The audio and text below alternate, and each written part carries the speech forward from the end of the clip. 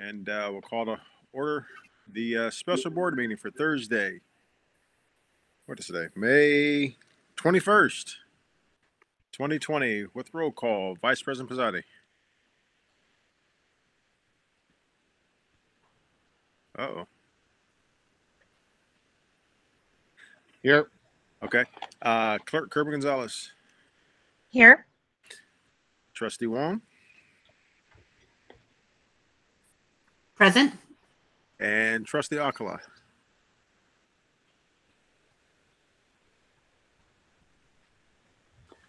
I feel like I'm on satellite. I feel like there's a delay. Yeah, it feels like that. Yeah. Okay. Well, okay. So we'll go ahead and get started. So public comment would be next. And actually, so due to restrictions of social distancing and reducing the spread and risk of the infection coronavirus COVID-19, members of the public may address the board one person at a time for the allocated 3 minutes by calling into the meeting of which the meeting is being held. In addition, the member of the public may send an email to the president and or secretary of the Board of Education to have the comment read for public record during public comment portion of the meeting. Public comment sent via email must be received. I have not received any messages. Superintendent Luna, I don't know if she's received any. I have not received any. Thank you, President Jackson. Okay. I have not either. Perfect. Okay, so then we'll just go ahead. Has anyone announced any plans to make a public comment at this time? Or expressed an interest to make a public comment at this time? President Yes, Jackson, ma'am. this is Superintendent Luna. Just a reminder that this is the only time for public comment as this is a study session. Okay. And I have not received any. And so with that, we'll just go ahead and move on down to item D, the Board of Education study session. D1, budget impacts from COVID-19. Mr. Mount Benitez, the floor is yours.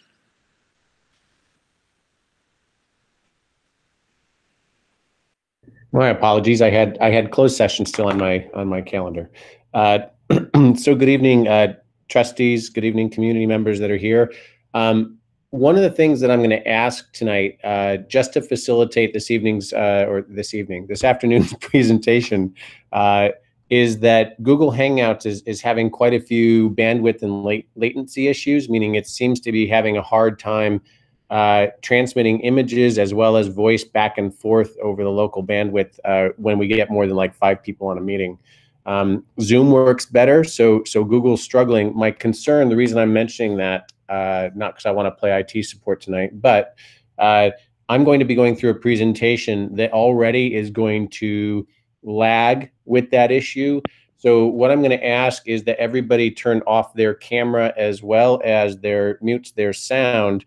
And I'm going to pause at the end of every slide and ask if there are any questions so that folks can have the opportunity to unmute and say their name and then ask a question. And then once I have a chance to respond, then mute again. And hopefully, my fingers are crossed, that makes our presentation flow a bit more smoothly. So with that said, I'm going to get started. There's a lot of information to get through, and that latency issue, it might slow us down a little bit. So any questions about how we're going to go through it first? So everybody, if they could just mute. If you're on a cell phone, if you could mute as well, that would be really helpful. So that being said, I am going to start presenting my screen, and you will notice the first latency issue as it loads. So I'm not able to see you in Google Hangouts when I present my screens. So can folks see a presentation up? Not yet. Okay. Nope. So we will wait until it catches up with us. Mr. Mount Benitez, what we will do to support you is you take care of the presentation slides, and Ruth will take care of any board comments that get unmuted after each slide. Awesome. Thank you so much. That's really helpful. So hopefully you can see my screen at this point. It should be a title screen that says Washington Unified Special Board Meeting Budget. Yeah, we got you now, Chris. Great. Thank you, President Jackson. So this evening's presentation is, of course, everybody's feeling a little anxiety and urgency because of the nature of the budget. For this evening's meeting, we did present and attach, I should say, to this evening's agenda, the actual May revised presentation made by School Services of California.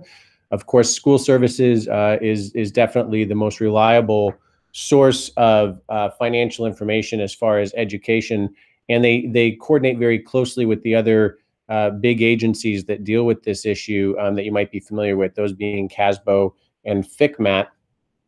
So this is a presentation that they do, and the information in it is sort of coordinated between all three of those groups to make sure that everybody has consensus as to the best interpretation moving forward each May. So this information is relatively new. I just got it by noon on Tuesday. And what you're seeing tonight is all projected, and it's not as refined as my typical presentations for you, because literally we've only had the data for 48 hours. And my wonderful budget team, Kylie and Billy and Ala and I, have just been cranking away, but it's all projected to the best of our ability within 48 hours. So I use that as a little bit of a caveat for folks. And with that, I'm going to give you some of the highlights, and I'll pause after the first actual data screen. So the highlights of what we found out during the May revision is that the recession that's happening both internationally and nationally as a result of the coronavirus epidemic has impacted California to a great degree because, of course, California, just as a standalone, is the 5th largest economy in the world. And it is highly reliant on its revenues, largely from personal income tax and property tax to run the government. So all of that has been significantly impacted by the recession. Everybody, I'm sure, is watching the news and seeing the dire financial straits that the pandemic has put the national and state governments into, and California is very heavily hit. And what does that mean for school districts as far as the May revise? Well, revenues for the state are down significantly. The details are in the attachment to the board agenda from SSC as far as all the different impacts that are happening to the state government. But what this does to school districts in particular is, at this point in that recession,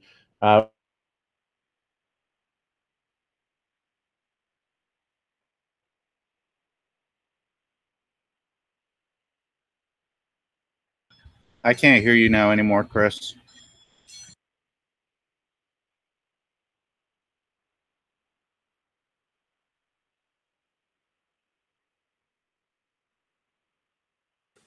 Yeah, neither can I. I can't hear anything at all.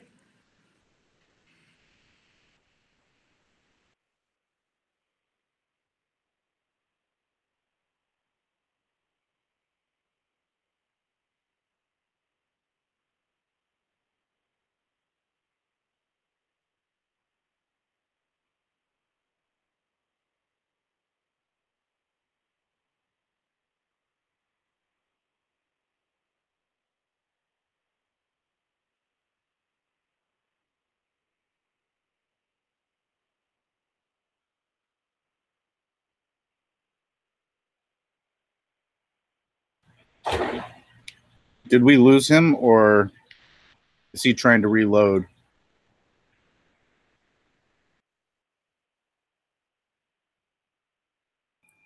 Thank you for your patience. We'll be with you shortly. Okay. You gotta love technology.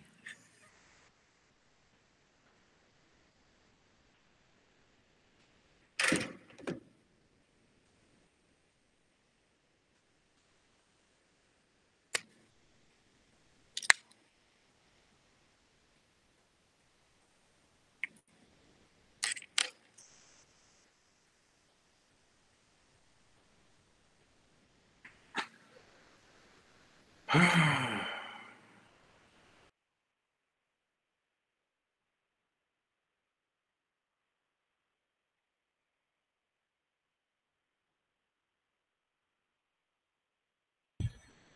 when he comes back, I do have a question on that first slide that he's showing us. So we can have him, I guess, pause for a minute.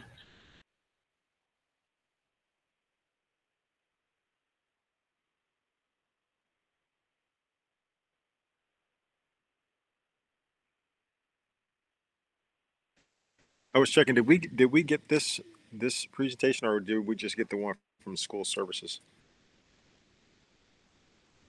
President Jackson, we don't have the presentation. I'm asking Chris to share it with Ruth so that she can do the slides, and he won't have to worry about that. Okay. Okay. So the only one we were sent was the one from school services, then, correct? That's correct for right now. Okay. Okay, cool. Thanks. Then I'll stop looking for it.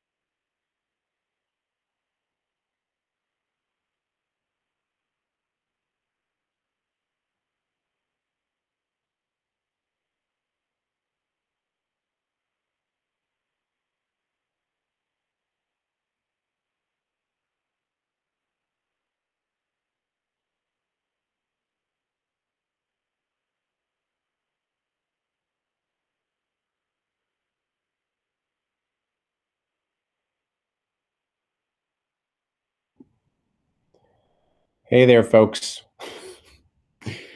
The fun thing about presenting in this environment is I have no idea if any of the presentation came through. May I make a suggestion? That Certainly. you share the Google Slides with Ruth, and Ruth will be the presenter while you just talk through the slides. And then you can just cue her when to turn to the next slide. Sure. Did you guys catch any of that, or was I talking to myself that whole time? You were pretty much talking to yourself. At least for about half of it on your own. We got that. We got that first slide, Chris. Yes, we did. Thank you. Well, Everybody's a little bit punchy today, just because we're all anxious about our budget. I am as well, and the nice thing is I just did the whole first data slide, and it was a very smooth run through. So Ruth, I sent the document to you. I'm going to stop my camera feed, and hopefully you can get the slides up.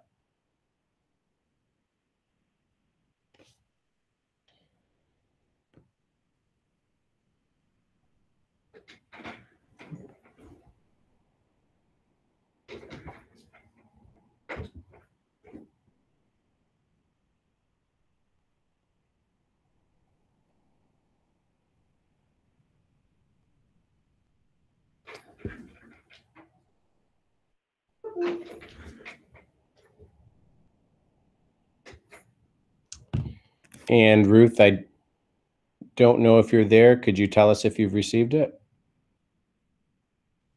Yep, working on it right now. Awesome. Thank you.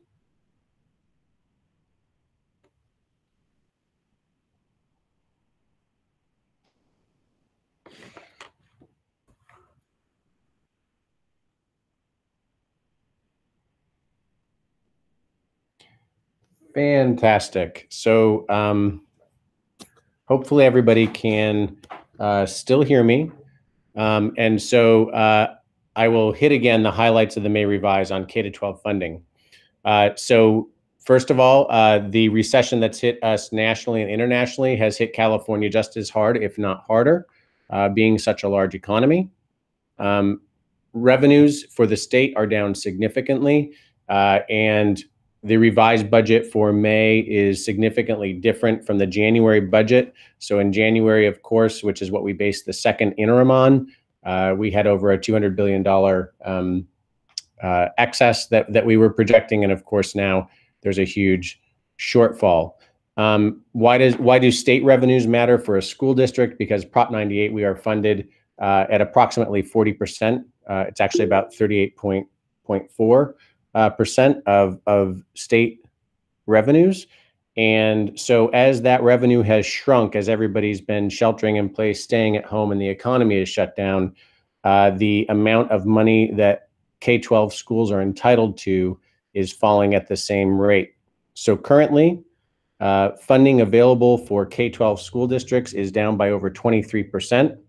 And through various tools that the governor has, he is trying to mitigate that impact, because 23% would be disastrous. But through various tools, such as using the rainy day fund, as well as some other financial mechanisms, we are going to be down in our funding by 10%. So they've spread out the funding deficit for K-12 from 23% to 10%. Obviously better. There's a lot of debate going on over whether that's good enough, but that's essentially what's happening. The other thing that the governor is doing to help with the state's cash flow is that they are deferring some of our apportionments. So our apportionments are the monthly cash transfer that we actually get from the state so that we can make our financial obligations in a school district. So for example, we are a 559 school district. About 80% of the districts in the state are. And what does that mean? That means that all of the revenues were promised through LCFF are spread out in 12 payments once a month, very much like a salary if you get paid monthly.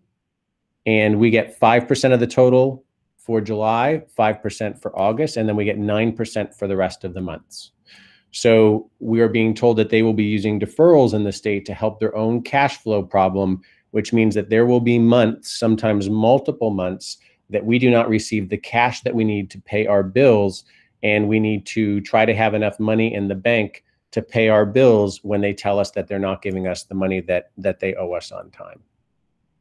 The last thing that we found out about was that the COLA is going to be 0% for this year and at least the next 2 years. That's what we're being told to plan on. And that is funded COLA. So statutorily, they still have to tell us what the COLA is. I'm sure you all saw that it went up to 2.31% after January. But just because there's a statutory COLA doesn't mean that they have to fund it, because in a financial crisis, they don't have to do so. So not only will revenues be reduced by 10%, but we will not be getting any increases for the next 3 years at this point. That's what's projected. Any questions on that first data point as far as the California May revised? Mr. Mount Benitez, this is Superintendent Luna. Could you please clarify whether or not public education is a part of the governor's plan for his rainy day fund? Yes. So in the third bullet there, you can see that if we actually just got this straight fund decline that we would be entitled to, our revenues from the state would be down 23%. And what the governor and Department of Finance have done is they've structured through a number of mechanisms, but one of them is using the rainy day fund to spread out that pain over a 3-year period of time, so that instead of falling off a 23% decline in funding this year, that they're spreading that out conservatively over 3 years. And how are they backfilling the other money they don't have? They're taking it out of both the state rainy day fund as well as the educational rainy day fund, which, remember, there is also a public education rainy day fund. So that's one of the mechanisms they're using to make the lack of funding a little less appalling. So instead of 23%, it'll be a 10% reduction for 3 years. Chris, this is Kobe. I had a question about this. So you're saying we're going to see a 10% reduction over 3 years, or a 10% projection every year for 3 years? It's a great question. So it'll be 10%, and this is illustrated in one of the next slides. So it's 10% starting next year of our LCFF base formula for 3 years in a row. So it won't be 10% on top of 10% on top of 10%. And when we look at the multi-year projections, you'll see that stabilize probably in about the third year out. It's 10% for at least 3 years until they hope that the economy recovers enough that they can then restore the LCFF when it happens. So the other thing to keep in mind is if the economy comes back faster than 3 years, then school districts still are statutorily entitled to that 38.4% of the general revenue. So it could happen faster, but currently they're saying 10% for 3 years. So, okay. So when Governor Brown fully funded us for LCFF in the last year of his governorship, he just finally brought us back to 2008 levels, correct? That's correct. So aren't we doing the same thing with this 10%? Isn't that going to say, okay, now we're at maybe 2010 levels with our funding during the last year and a half of Newsom's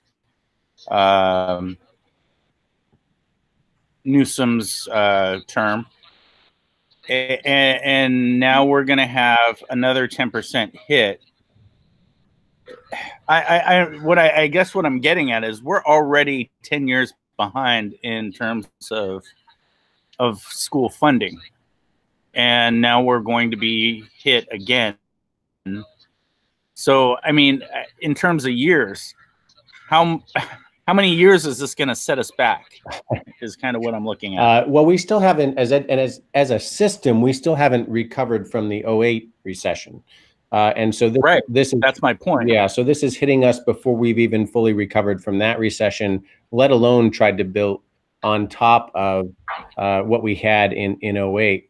But that's also the problem. I mean, California funding is, I've worked in a number of states and they're very different funding models. So California funding in many ways is more equitable than a lot of states, but tying it to a percentage of the revenues of the state does leave us subject to the ups and downs of the economy. So when the economy is booming, 40% or that 38.4, it's great, right? Because it's a lot of money coming in. When things go bad, then our entitlement through Prop 98 can decline just as quickly as the economy. So that is the volatility in the funding formula.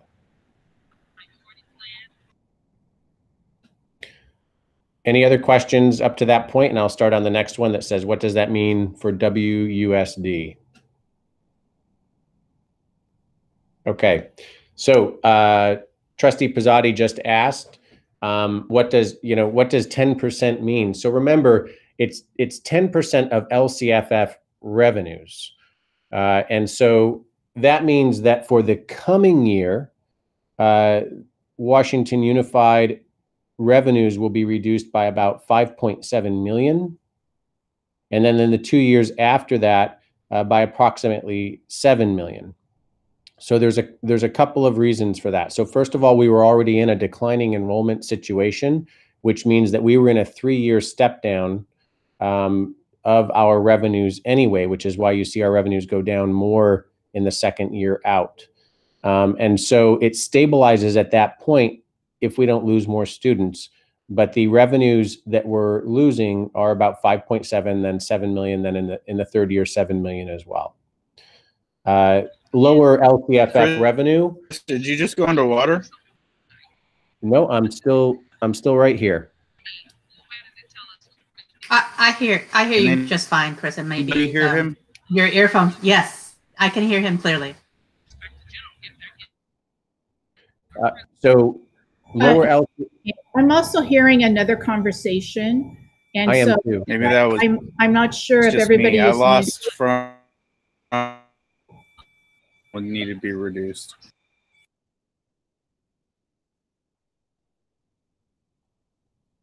Okay, can everybody still hear me? Yes. Great. Yes. Thank you. It seems like some of the public lines may not be muted. If I'm looking correctly at the 44 people in participating. Yeah, I'm hearing the background noise too. So I can now. I can now. Great. Yeah. All right. So after that first reduction of LCFF, we also get a reduction in our supplemental and concentration funding because, of course, the supplemental concentration funding formula is a percentage of the LCFF. So as the LCFF entitlement goes down, so does the amount of money that we receive in supplemental and concentration funding. To talk a little bit more about cash apportionments being deferred, and that's where we don't get the cash, our monthly cash apportionment in time. An apportionment is that portion of revenues, like I said, or cash that we receive every 12 months. A deferral means that they delay it, and then the only way to figure out when the money is coming back in is when they tell you that they're going to deliver the deferral. So the current deferrals that we found out about in the May revise, the first one is going to happen in June of this year. And that June apportionment is about $7 million. I'll illustrate this in a chart later. It's about $7 million, and they're going to get that apportionment back to us in July of 2020. Now, already for next year, that's fiscal year 2021, we are being told that in April, May, and June of 2021, that we are going to get a partial or complete apportionment deferral. Now, I told you we were a 559 district. That means that in 2021 fiscal year, 3 months, so 3 times 9, that's 27% of our annual revenues that are going to be deferred at this point. And the more difficult point for us is that they are not saying when that apportionment will come through. So tonight's numbers, you are going to see an assumption that I've put in that we will be receiving them in that following July of 2021, because I have to put something in there, or it's just like all of our cash disappears overnight. So that deferral we're seeing, 27%, a full quarter of a district's revenue, that's going to be a very cash-strapped time.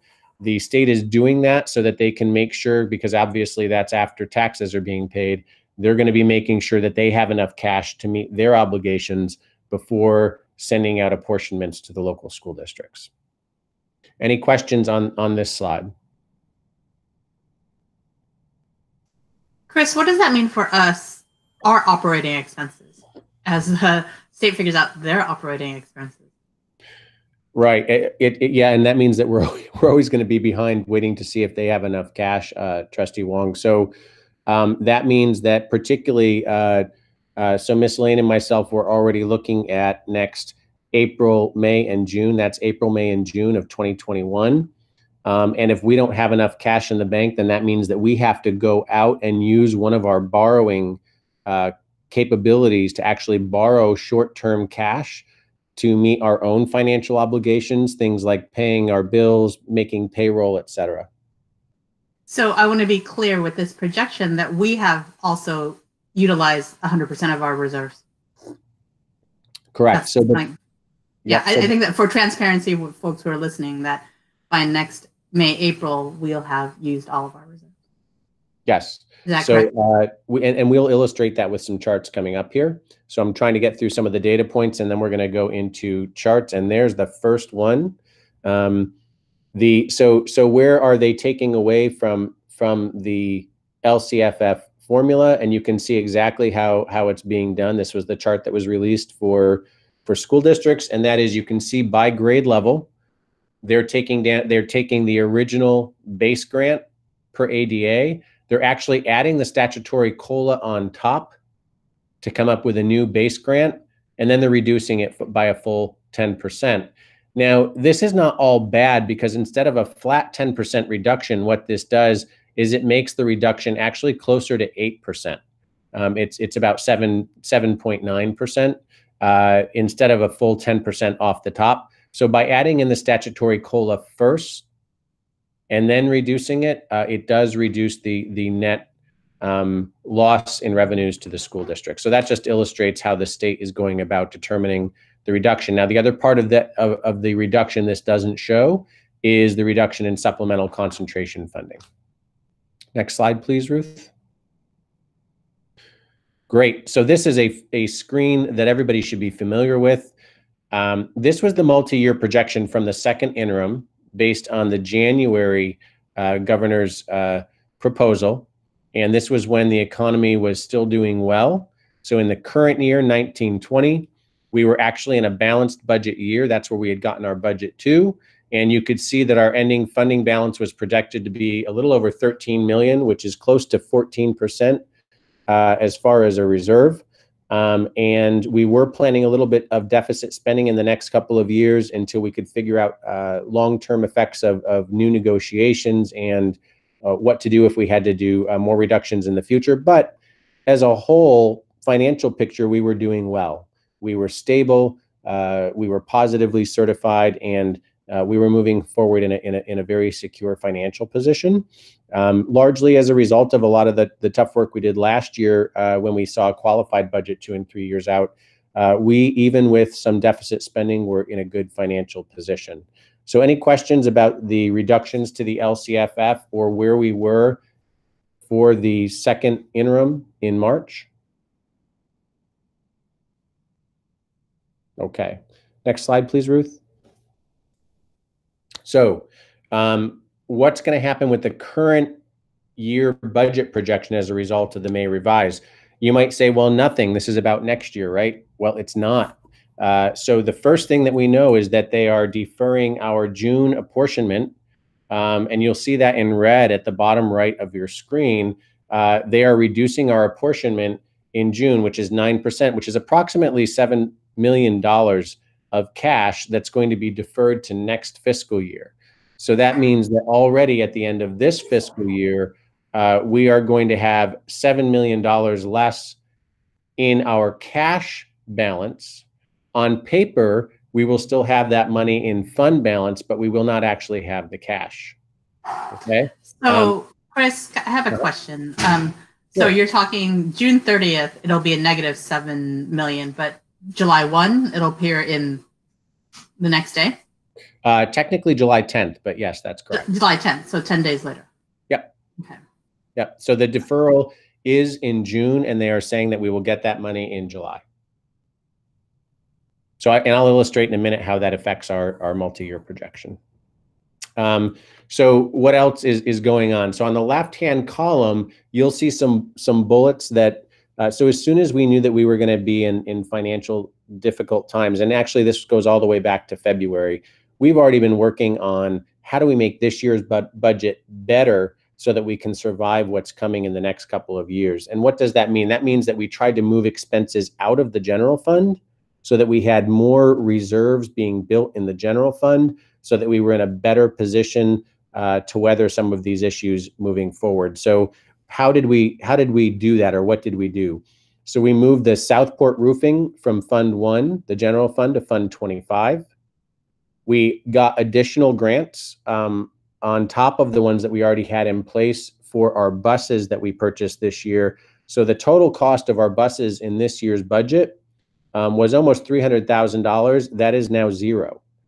So due to some great work by Terry and Nate and myself, transportation and MOT, and myself with grants, our buses that we purchased weren't $80,000 a piece after all the grants. They are now zero, which is fantastic.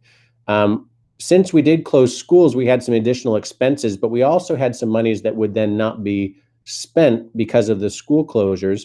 So we were able to take advantage of sweeping that money back into the general fund for next year earlier than anticipated. And then we also were able to, thanks to educational services, we were able to get a much clearer textbook adoption schedule. So instead of putting a placeholder figure in, which is what we've done in the past until they get quotes, we were able to get approximate quotes for not just the current year, but for the next 4 years, which really helped us refine our budget so that it's in much better shape. So those things totaled all together are $2.8 million that in the current year we were able to make better for the school district, so that when we close the books this year, we have a little bit more money in fund balance to weather the issues of next year and the years after that.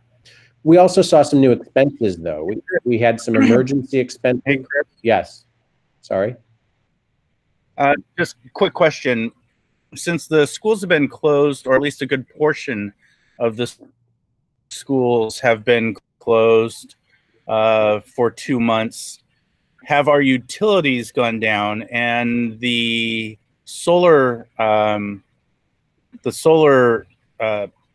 guess, is it you're either sending the power back or selling the power back to the utilities? Has that tabulated for any significant savings? It's a great question. Thank you. There are savings there. Are they significant? Not as much as we would like them to be. So our solar, the way that we work as a public entity with solar is that when school is in session or we're using electricity in our buildings, the solar benefits us greatly because it's saving us what we would be charged for the electricity that we would be otherwise buying and using. When we are not in session and our solar is still generating power, it goes back into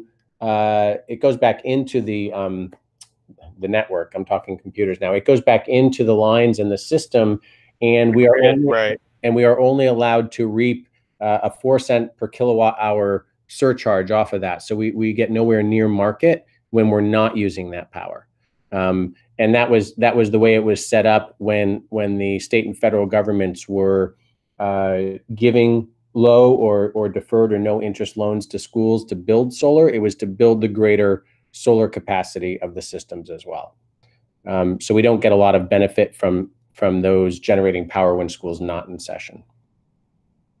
And this year's projected contributions are listed here as well. So we will have a fairly large preschool contribution again this year. Food service is actually a lot lower than I thought it was going to be. We've done so much emergency work in food service. Our contribution's about $200,000 projected this year. But $100,000 of that is unpaid lunches, which we always contribute for. Special ed is up slightly. Other new expenses, the emergency response expenses, everything from masks to disinfectants to differentials that we've been paying employees to come in and do work. So all of those things add cost. They're new expenses to the budget. Any questions on what's impacting as we start to close this year's budget? Great. Next slide, please, Ruth. Actually, Chris, I have a question. What is the percentage of rate of return that we're getting on serving school meals right now under COVID-19? I know there were certain enhancements, so can you remind me? And do you think, and are those going to go into next year's fiscal budget at July 1? So it's fascinating. So that's where that contribution that I was just talking about and looking at, that's where that comes from. So the total cost of us providing emergency lunches and breakfast for as long as we had up to this point has only cost the school district a contribution of $100,000. That's what was not covered by the differential provided by nutrition services, both state and federal nutrition services programs. So that's sort of a meta number of what it's cost the district. Now we also are going ahead with providing, so we're going to actually continue that breakfast and lunch service for our community through the summer, because I think with the financial crisis and unemployment, we've seen our numbers slowly increase as more and more families are struggling financially, and then of course they're dealing with food security issues. We're seeing it at the local food bank, we're seeing it in the district. So we have found a cost neutral way of keeping 4 of our sites open 3 days a week to deliver multiple days of meals for our school children throughout the summer until we open again next year. And that is cost neutral, meaning we will capture as much money back as it is costing us to continue operations. Does that answer your question? Yeah. Oh, no. I just think in terms of just, it's a unique situation where there are enhanced funds for that specific service. So I think it's good to just be clear about that. And I was just wondering whether or not I was going into future years, and which is probably not a possibility. But yeah, so the cafeteria fund runs separately, and we always contribute a little bit every year. With the enhanced funding that they've gotten, they still need a contribution of $200,000, but like I said, half of that is in an unpaid meals, and that's actually really good considering the food service that we provided during the emergency time. We've kept, of course, 8 sites open since February 29th for the public, as well as doing some distribution of food care packages during extended times off. So that's actually a really good service to the community for that cost. Yeah, no, it's kids need to be fed, and so thank you all for doing that. Absolutely. Any other questions on these factors for this year's budget? Great. So the multi-year projections with the May revise. So this is, if we just went ahead with the assumptions that we were given in May, this slide illustrates what would happen. And I would like everybody to, I know it's really, really super hard to do, and I can't control this like a PowerPoint presentation because my controlling self would try to limit what you could see right now. So ignore the sea or the ocean of red that you're seeing. Just look at the 2019-20 column. So this is where we would end up, and this is actually our current projection of where we're going to end up this year. So notice that we are adding the savings that we've been able to yield, about $2.8 million. We will be adding that to fund balance to try to help us get more successfully through the next 3 years. So our fund balance is going up to roughly, at least on paper, $15.8 million at the end of this year. And that fund balance represents us going from about 14 to 18% in reserves. Then you're going to see the deferral, which is a little over $7 million. That's the $7,038,580. So that is the apportionment in June that we're not going to get in cash, which means that our actual available fund balance is not the 15.8 million, it's 8.7 million. And so that's how deferrals can impact very quickly what it is that a district has available to meet its monthly obligations. Now, Bruce, can you scroll up a little bit? I don't see the bottom line. Maybe it's just my screen, but it seems like I'm missing that last line of the. Yes. Oh. Perfect. Thank you. So that's just an illustration of what a cash deferral can do. Now, as Trustee Wong pointed out, we are getting that money back in July. So if you look at the 2021 column, you can see that our beginning fund balance, I left at the 15.8 million because we will get it back 10 days after the month is over. So instead of getting it on June 10th, we'll be getting it on July 10th, which is enough time to still use the cash as reserves. I do want everybody to look at the difference in revenues from the current year to next year, and this is projected with the same number of students. So you can see here that we are losing in revenues about $6 million, and that's the LCFF plus the reduction in supplemental concentration funding plus some transportation dollars. So it's a 1-year reduction immediately of $6 million. And then if you look out for 21-22, you can see that we're losing another about $1.6 million after that as we step down from our loss in enrollment, our declining enrollment situation. And if we left expenses the same as what they were at second interim, everybody can see that the red numbers, the sea of red, the deficits expand. So we go to a deficit immediately in 2021 of over $7 million. And then almost 10.5 in 21-22, and then almost 12 in 22-23. And I always ask the board when we're doing multi-year projections, look at the bottom and look at the bottom right. So those are the ending fund balance that we're looking for being in a healthy position. So statutorily and locally, we keep those above 6%, which is about $6 million.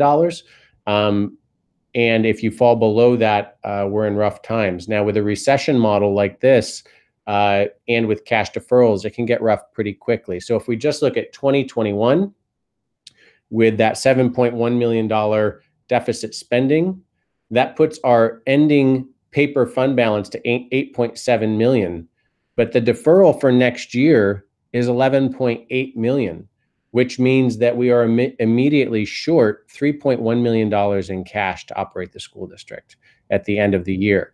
So in that scenario, we would have to borrow cash to be able to continue operations for the end of next year. So Chris, maybe this is possibly a loaded question, is that doesn't this mean we're in, and not just us, probably every single district across the state, in negative certification? If we were to adopt this budget, which would be us not changing anything from where we were at second interim, then yes, this would be a negative certification. And not only would it be a negative certification, on paper, it would be tough to get through next year. But in 2 years, actually in about 18 months, we would be in receivership. Okay. So yeah, I just want to be clear that those are the numbers that we're looking at.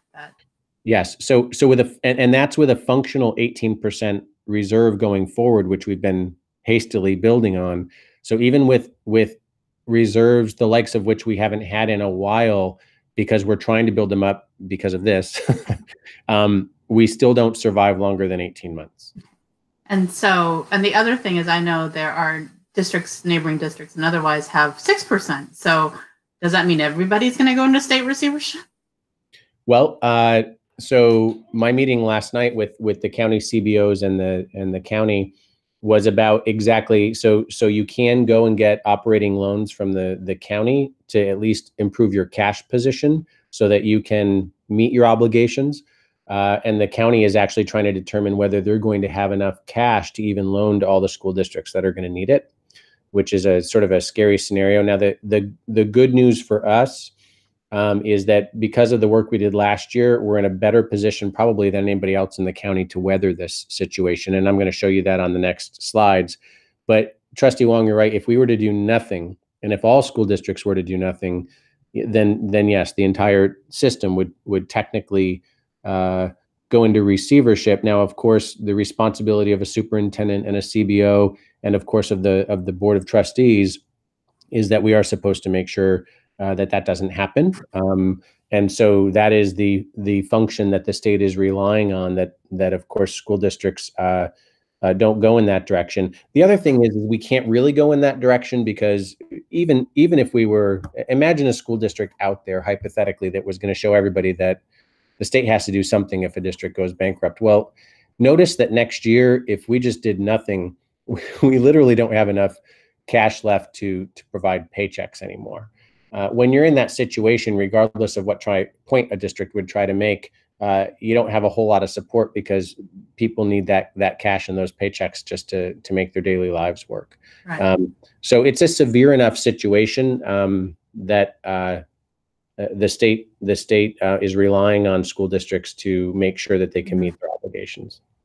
And oddly enough, in the May revise, there are 2 districts that got a specific kind of enhancement to their budget. Somebody was watching. Yeah. Which 2 were those?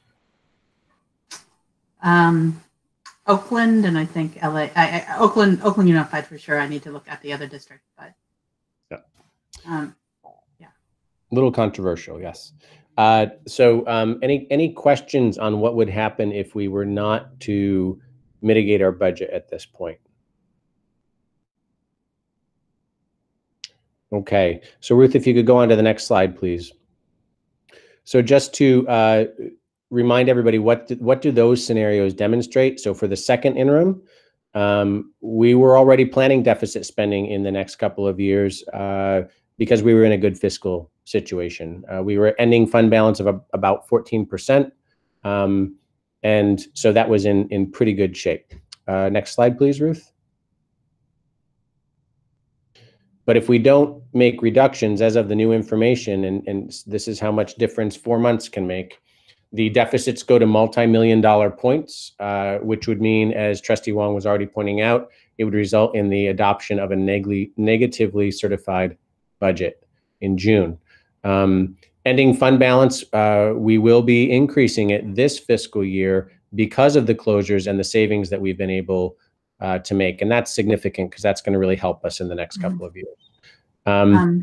Those deferrals from the state immediately begin to impact both our fund balance as well as our cash balance.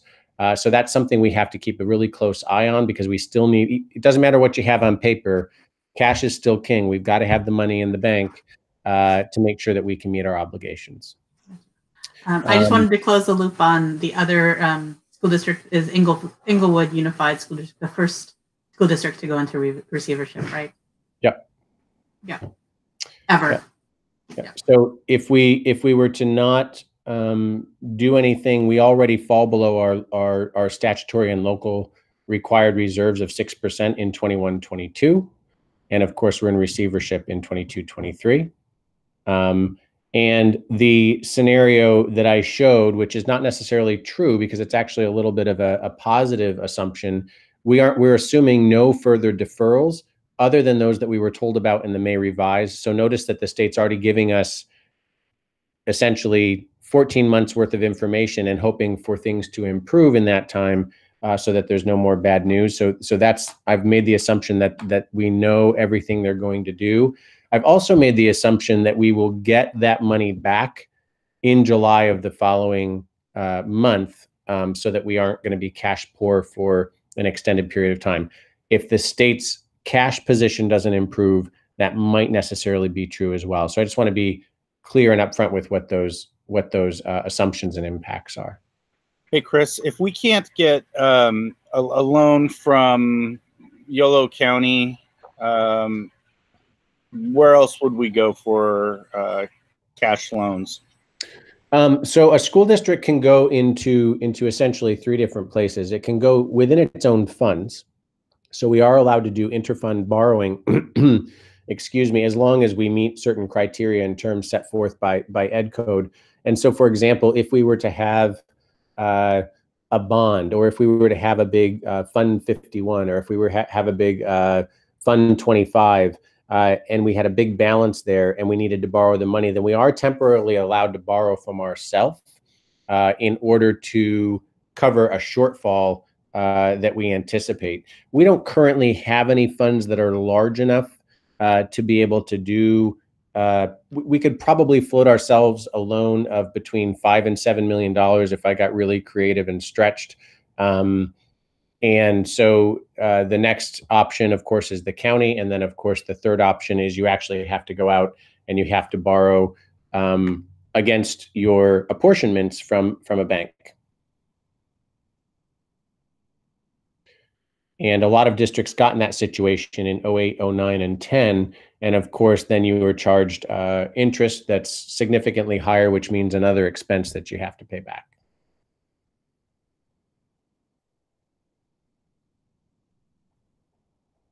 Okay.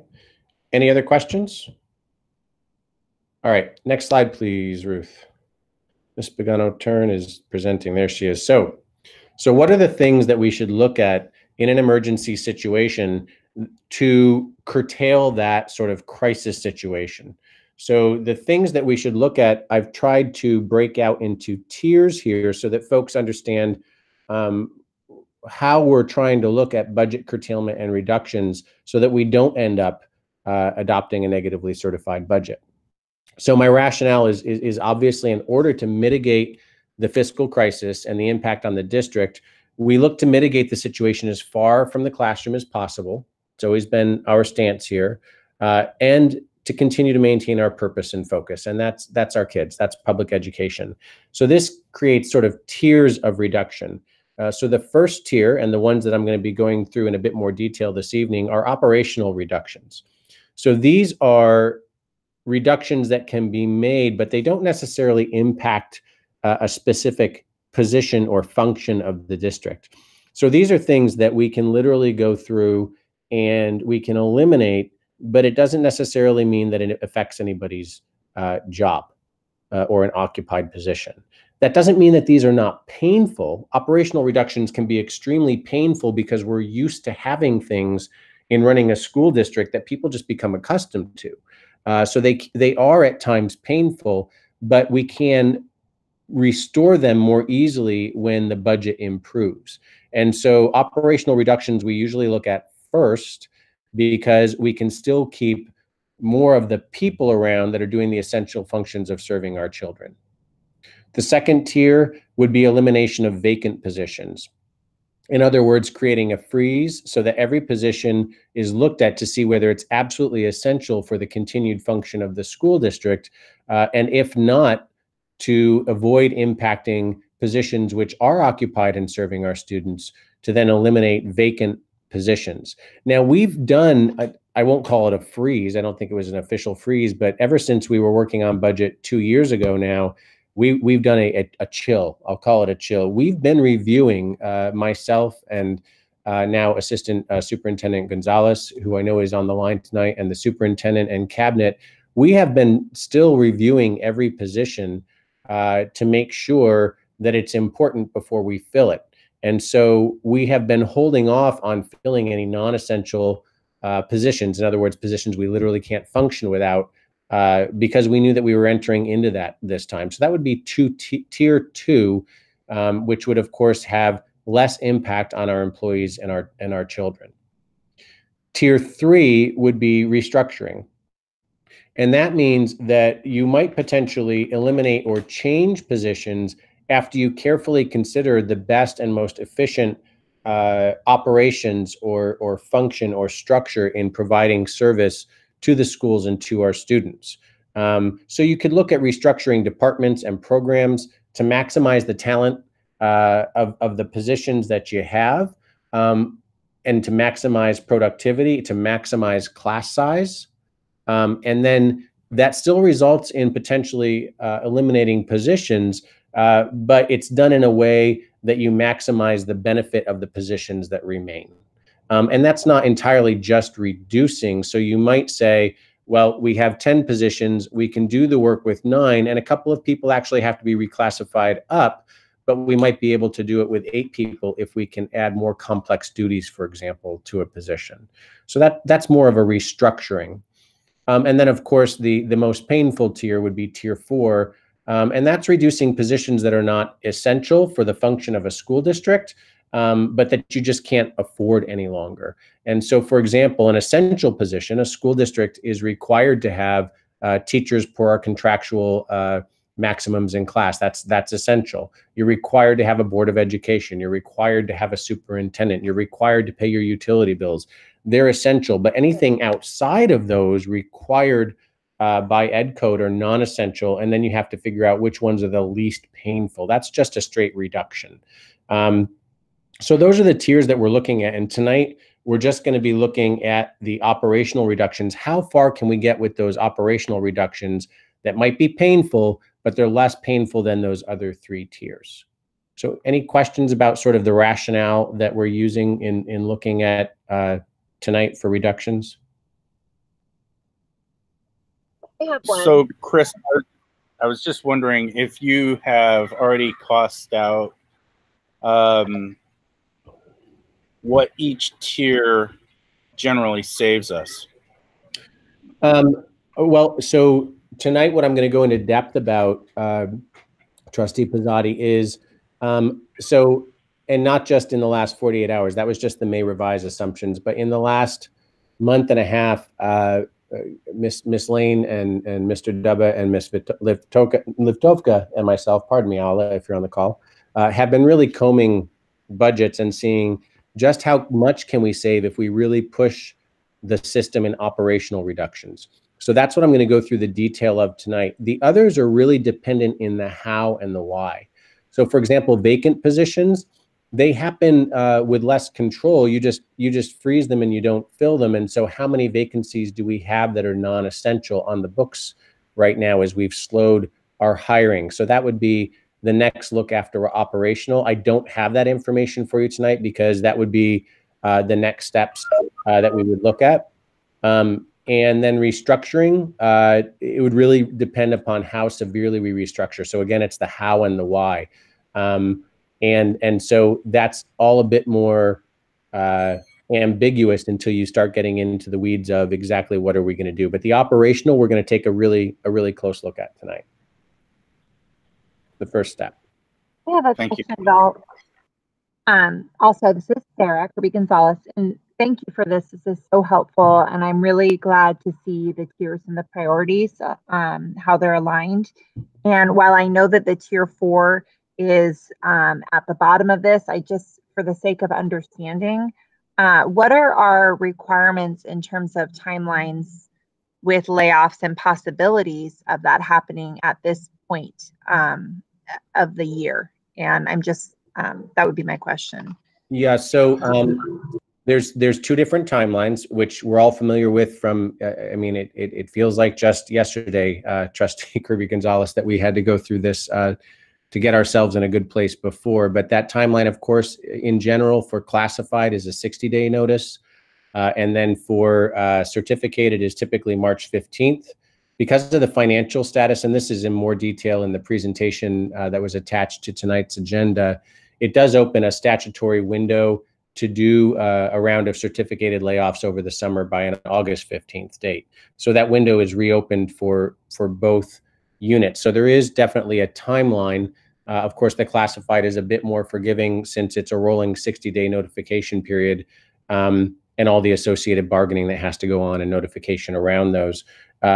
Now, the vacant positions, because of the severity of this situation, Assistant Superintendent Gonzalez would have to work with the units. And so, taking those vacant positions first might be an easier discussion, perhaps, than, for example, going to level 3 or 4 or tier 3 or 4, that restructuring or just straight reduction. Thank you. Certainly. Any other questions about this before we move forward?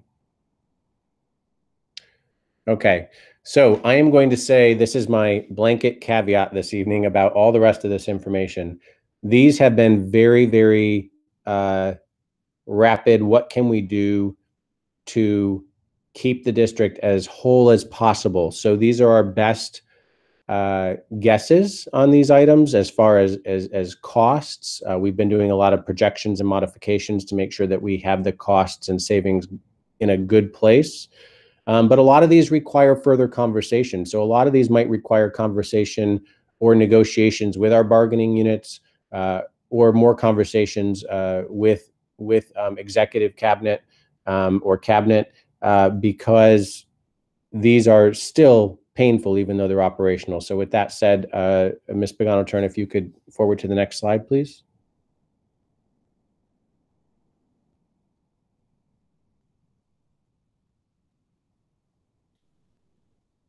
Ruth, whoops. Thank you. So again, I said that these might require further discussions. That's the first note. And then just a reminder that these are not painless, and they don't have to be permanent. And then with that, Ruth, you can go to the next slide. I pretty much covered that one verbally already. So what have we come up with? So let me just say really quickly how this slide is laid out. And I know that I'm just a want Charlie Brown voice right now because everybody's reading down through the reductions. But this is laid out in how much would this operational reduction save us every year over the next 3 years, right? If it's the same amount every year, then it's just listed as an XYZ dollars per year. If it is a different amount per year, then it's listed in a 3-year increment with a hash or a backslash in between the amount that it would save us each year. I will then actually talk a little bit about the impact or the pain that these things would have, and then answer questions. So I'm going to try to get through this list, and then folks can ask me questions that I don't cover. So the first bullet there is reducing the contract that we have for a resource officer by 50%. We currently have 2 resource officers, so a 50% reduction in that contract would save the district $96,000 a year each year.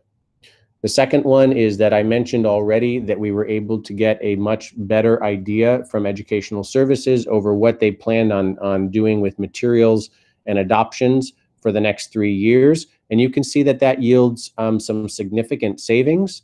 And in year 1, it would be $1 million. Year 2, it's $385,000. And in year 3, it would be $1.3 million. So those are not cumulative savings. Those are individual savings per fiscal year. If I removed deferred maintenance entirely from the budget, it would save us $400,000 in year one, $600,000 in year two, and $800,000 in year three. Now, what does that mean? So we just put deferred maintenance in last year's adoption starting next year because we keep getting hit with expenses that we don't have budgeted anywhere. And so I, of course, was hoping, and the board was hoping when we adopted the budget, that when we get expenses like a Southport roof needing to be replaced, that we would have a place to budget for it and pay for it in the future. But in times like this, what I'm proposing here is that we just eliminate that entirely from the budget, which means that when something happens, we don't have anywhere to put it. So there's a bit of a concern there as far as if something does happen, and we have had major projects through natural effects, storms and whatnot, have to happen every year that sometimes go into the millions of dollars. But this would remove it entirely from the budget for the next 3 years. If the fourth bullet says, and this is about certificated folks, so if we eliminated certificated time cards and extra hourly or intervention from the general fund, we would save $250,000 a year. Now, that doesn't mean that PD and extra hourly and intervention couldn't occur. It would just need to occur on restricted resources, Title I, Title II, Title III, Title IV, or one of our grants. Now, the good news is that because of the shutdowns and because of some of the response from these federal grants, those funds are all in very healthy shape. We've underspent them. In fact, we probably have a little bit too much of carry forward.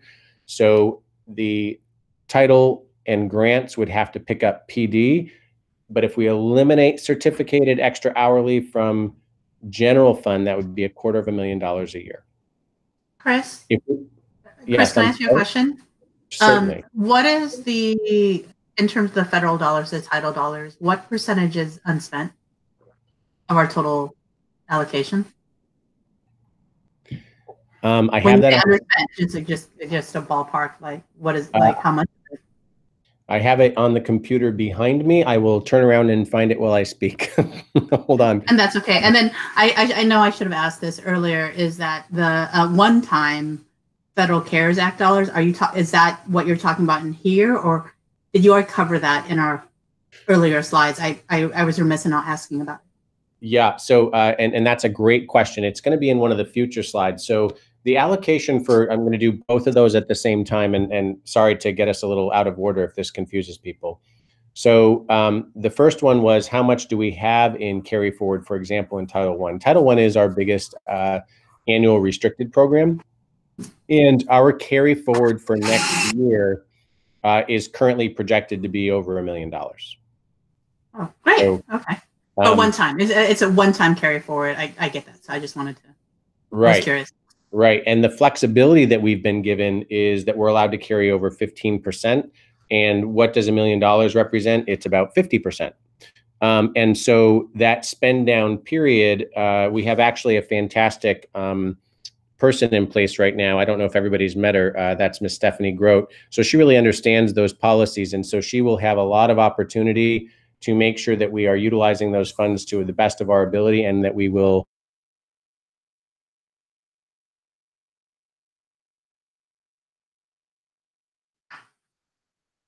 I lost audio for Chris, but I could possibly be the only one. I lost it as well. So I think he's probably talking to himself again. Yeah.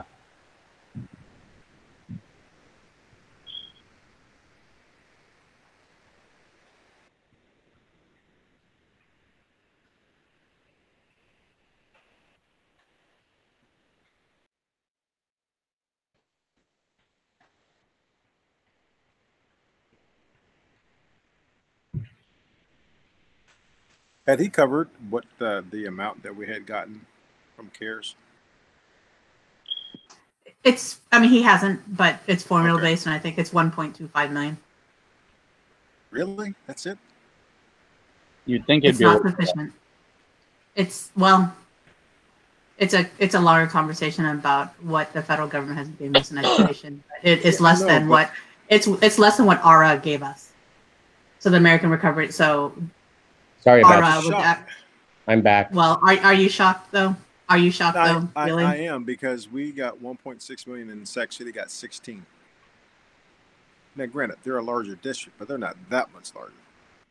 We only have 7,900 students, and Sac City has significantly more. Yeah, whatever. Okay. And times as much. They're gonna waste it anyway. So I got logged out there again. Sorry. Saw that. Yeah. We went on a roundabout about the CARES Act and how much money we were about to get, and why I was explaining how CARES one-time dollars was less than even ARA dollars. It is significantly less.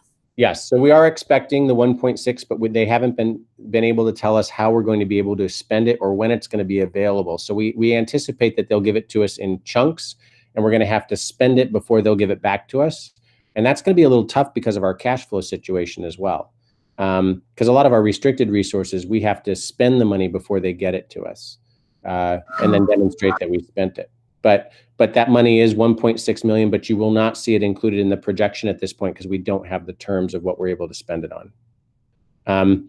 So the next two bullets, one of them involves that prior slide in that we would have to discuss with one of our bargaining units, but it says to reduce the classified professional development fund by half and not allow a rollover.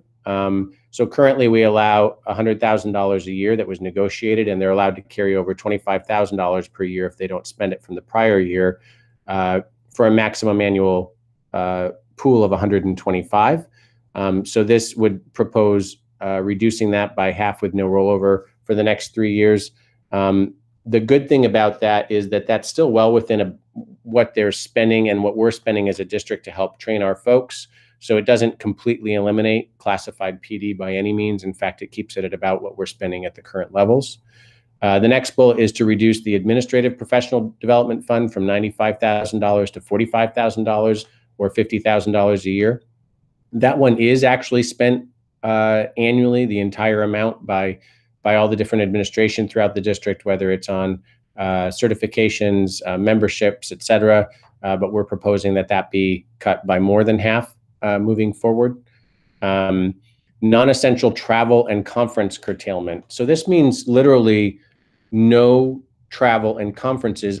And here's my caveat again, unless it's on a restricted resource, such as one of the titles or a grant.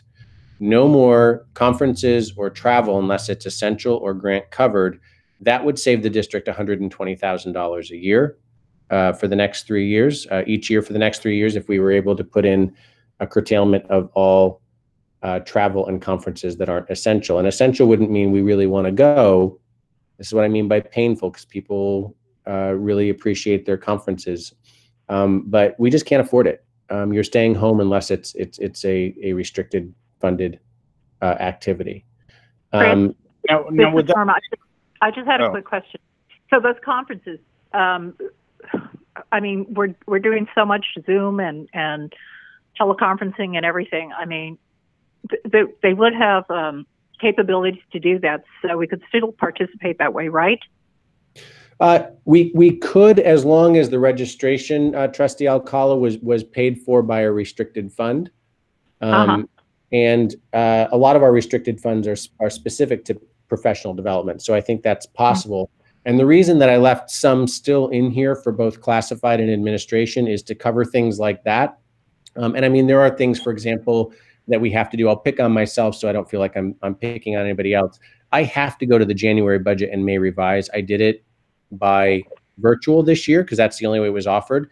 But for example, I can't do my job function without attending. Now, does that mean that 2 or 3 people go with me? Well, maybe not. But for example, that's essential. We can't not have somebody there making sure that they're working on that. So that would be the example of an essential versus a non-essential. And we still have access to all of our restricted funds, as well as some money in this scenario for both admin and classified for those essential things. But we would be basically saying for 3 years, unless it's essential or paid for by a restricted resource, that you don't go. So, okay. So, Chris, I was thinking about this, and I was thinking that since there's no, I'm going to use CSBA as an example here. You know, we have to pay our registration for that. In terms of, I'm guessing that's not going to be held this year, or if it is, it's going to be held differently. I wouldn't want to go to anything that has that many people, you know, in one room or in big congregated areas. So if it's done virtually, I got to imagine they're going to reduce the registration cost, right? One would think so. The ones that we're seeing coming out right now during this time, registration costs have not been reduced. Oh, geez. So we just got done with the May revise, and I was sort of looking to see whether we would get a break. There was no break. So I'm just using that as the example. Fair enough. I was just thinking on the California School Board Association, you could do one registration, and since it's since it's going to be you know, virtual, we could certainly all take advantage of it. You know, that would slightly be seen as dishonest. I would think that would be a licensing issue. Slightly dishonest. I won't tell. That's up to the trustees. I won't say a word. That's what's called hood registration.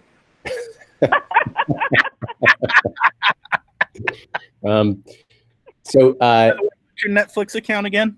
That's right. So the next one down here is the elimination. I'm sure no one here is breaking the laws and sharing licensed usernames. Not at all. So the next one on the list is the elimination of extra time and overtime in our classified units. What does that mean? That means that we would literally not permit managers to allow overtime and extra time for their employees. They would have to make sure that employees were scheduled and that the work was done during regular hours. That would be a savings of $500,000 a year. The next one is the elimination of all field trips for the next 3 years. So folks would have to focus on what's going on at school, virtual field trips, activities on campus, but eliminating field trips would save the district $140,000 a year. That second to last bullet, this is a really, really tricky one. STRS and PERS were part of the May revise as far as the state making contributions to lower a school district's contribution. And those are significant savings for the first 2 years. So next year, that would save us about $525,000. In the second year, it would save us about $550,000. And then in year 3, our costs would go up by $650,000. So what the contributions by the state has done on our behalf is it saved us money for the next 2 years. And then all the costs come back in year 3. So basically, we are deferring those costs for 2 years. That's the state trying to, and you see this in a lot of ways, trying to put the pain off for 2 years until a time that they're hoping that the economy recovers. So it's a short-term savings, but the third year, it's not a savings at all. So it's basically saying that in total, that savings is around $400,000 over the course of 3 years. Yes, but then it continues to go up after that third year. So basically, they're basically giving us a 2-year reprieve of some of our expenses until they hope the economy gets better. Okay. And then the last one is a reduction of per pupil allocations. Now, this is general fund allocation. So we do 2 types of allocations for schools. We do it out of the general fund, out of supplemental concentration, as well as general fund. And then we also do Title I allocations for schools through the manager I mentioned earlier that's new and so talented. That's Ms. Stephanie Grote. So that this would not impact, again, our restricted allocations for students, for principals to use at their school sites. That's not touched, but we are proposing that all general fund allocations be moved to supplemental concentration, and that we reduce the per pupil allocation by about $25 per student per year for the principals. And so that would make it about $50 per student for K-8 students, $75 for RCHS students, and $100 per pupil for both YOLO and middle college high school. So a principal's, we call this typically principal discretionary funds, would be reduced. They would still be fairly substantial between that and the restricted side. And I think that there's a lot of room in our titles 1 through 4, as well as our other grants, that maybe those restricted monies could be augmented a little bit, particularly for our Title I sites. And we back them off for the next 3 years, not entirely, but to a degree for our unrestricted side. Now, this is going to be helped if we do this as a whole. If we're eliminating field trips, for example, those are usually largely paid for out of this per pupil allocation. So we would ask principals to focus on what's essential in the needs for their students versus some of the augmentations or the nice to haves. And we're putting this on there because we still think it's a better mitigation of budget rather than losing the folks that are serving our students directly. So all told, depending upon the year that we're looking at in these operational reductions, they're between $3 and $6 million of reductions a year. Those numbers do add up fairly quickly. Any questions on those operational reductions that we've been looking at? I have two. This is Sarah Kirby-Gonzalez. So my two are, I understand the field trip cost is very high, and looking at that, I'm also very sensitive that that is probably in bulk our outdoor education. And when we eliminated, 2 of our schools were not able to go to outdoor education this year, and students were told, and I know it's all preliminary, we didn't know our budget and where we'd be, but they were told, we'll try to get you in next year. And so I'm just concerned about the messages for families, and I'm wondering if there are ways to look at helping to give support our lowest or highest needs families with field trips, not everybody across the board. So that's just a statement I wanted to make. And then the other one is we talked about, and I want to be careful not to get too much into an HR conversation here, but we talked about tier 4 is reducing positions, and that was going to be the last tier that we were going to touch. But the first one on this list is reducing an SRO. And so I want to ask, has that conversation happened with the city? What would that look like? Is that position able to be absorbed within their the city department? And really what that looks like and what our role is in how we negotiate. Right. So I'm sorry. Yeah, thank you, Clerk Kirby-Gonzalez, for asking that question. I have been meeting with the city, meaning the city manager, and also with interim police chief Strange in regards to the budget situation. What I think is important to note is that government budgets are completely different in how the California budget is impacting them compared to education. They were quite taken back at how education budgets are going to be reduced. We did talk about the need for possibly reducing a school resource officer, and what kind of impact would that be outside of the financial impact? The first question was would that mean that a police officer would be losing his job?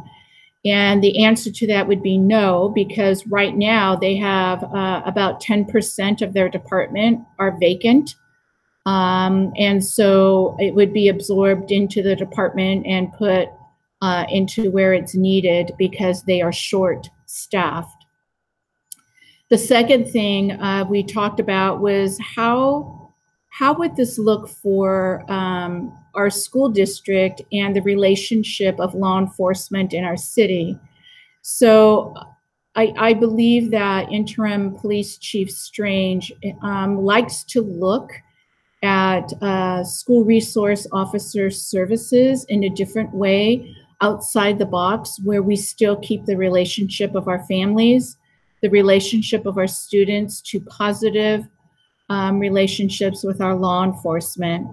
There's even a counseling position that they have in the police department that he talked about possibly helping our school district as well with a reduction of one position. It was not, it was expected information. Just watching what is happening in terms of the budget, they just didn't realize how deeply cut education was going to be. So they fully understand, and we are now preparing the contract, assuming that the board is wanting us to do this kind of an operational reduction. They're considered an operational reduction because they are a contract. They're not our so-called employees. It's a contracted employee with our city. So I hope that that helps. Yeah. It does.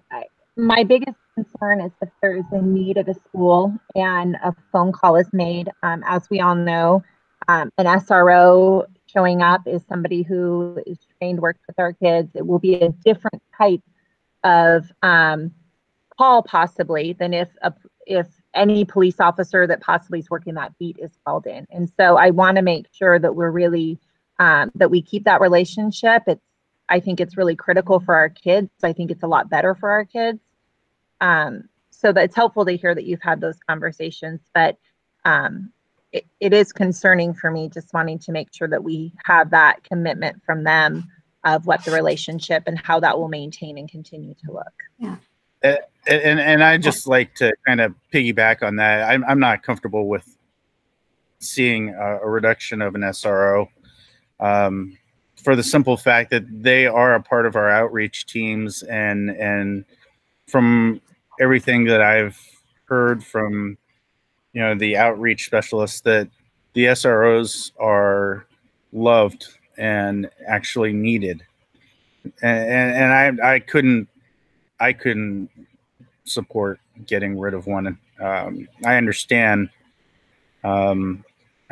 our situation, but they are critical to our operations, and that's just my opinion.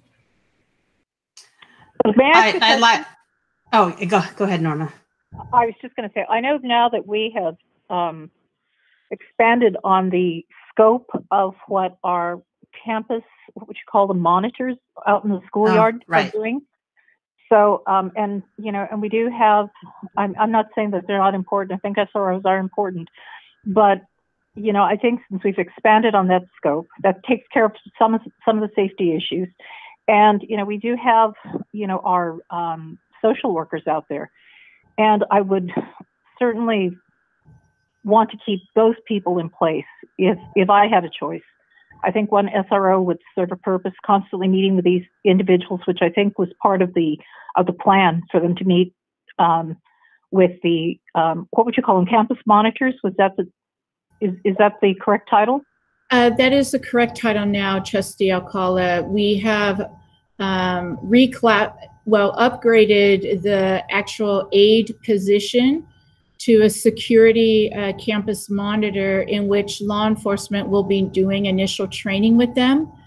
We will certainly have our SRO with our campus monitors as they go through training for specifically de-escalation, how to break up fights now that these job descriptions allow these security monitors to actually break up fights.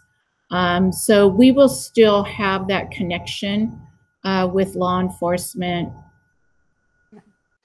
I'd like to just add that I appreciate you reaching out to Interim Chief Strange, and I know that the city's been moving towards whole community policing efforts to engage not just us, but other entities. So I think I'm heartened by that and the offer of Chief Strange counseling services through law enforcement. So I think that that's, instead of students seeing just one or two people, seeing a whole, all of law enforcement as friendly. And I think a lot of times when our SROs haven't been present, it has been a beat cop, and they've been welcomed as much on our campus as well. Our SROs eventually come, but I would say that West Sac PD generally has responded well and worked well with us.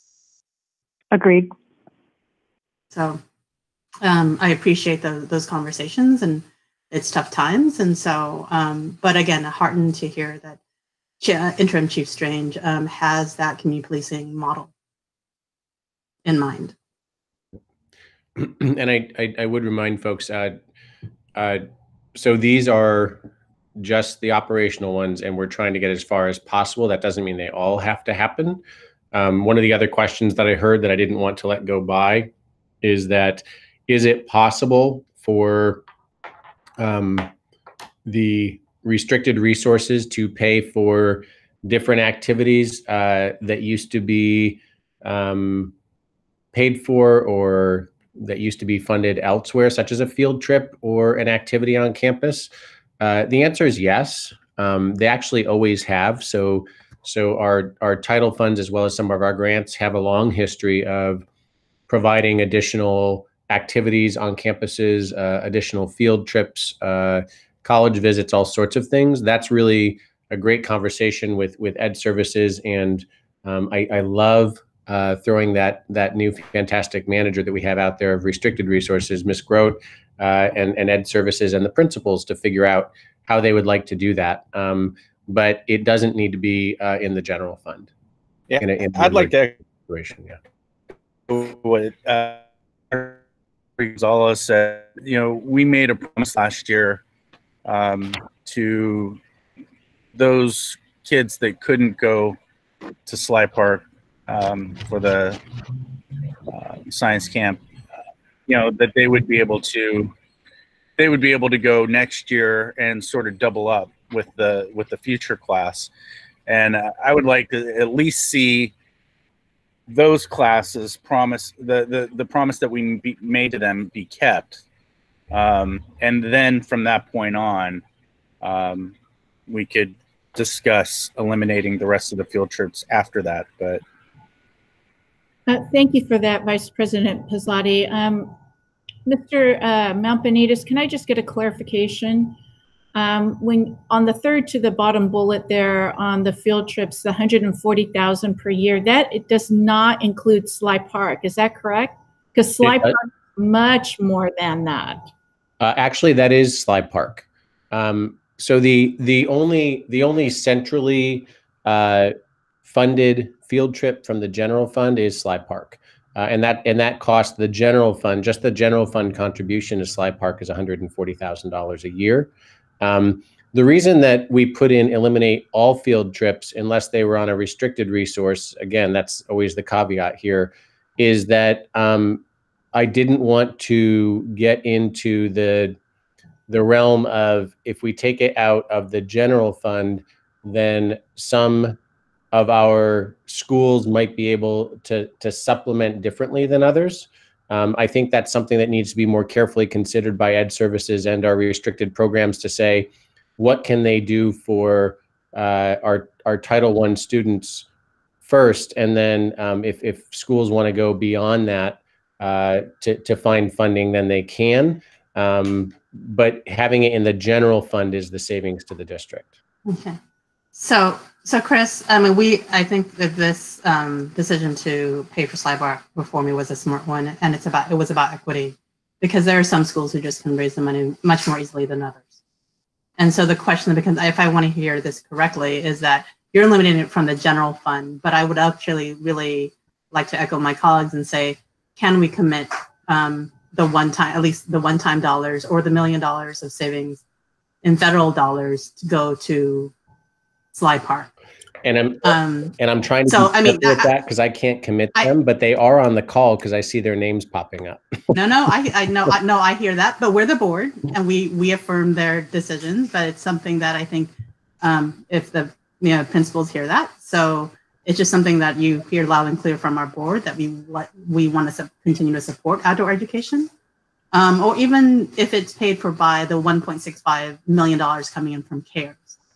Right, that's something that's important, and we made a commitment to our students and their families.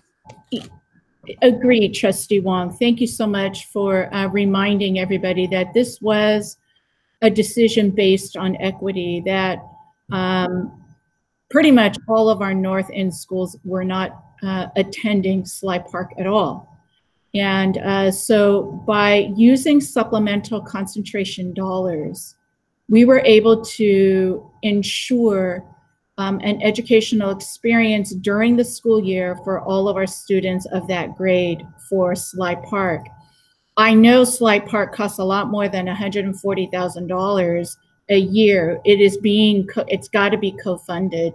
So what I'd like to do is provide the board much more information, the details of Sly Park, to ensure that we do keep an equitable lens even on the reductions that are being made for field trips. So if you would allow us to provide that report to the board, we want to make sure that all students don't lose out on this experience, including this year's students.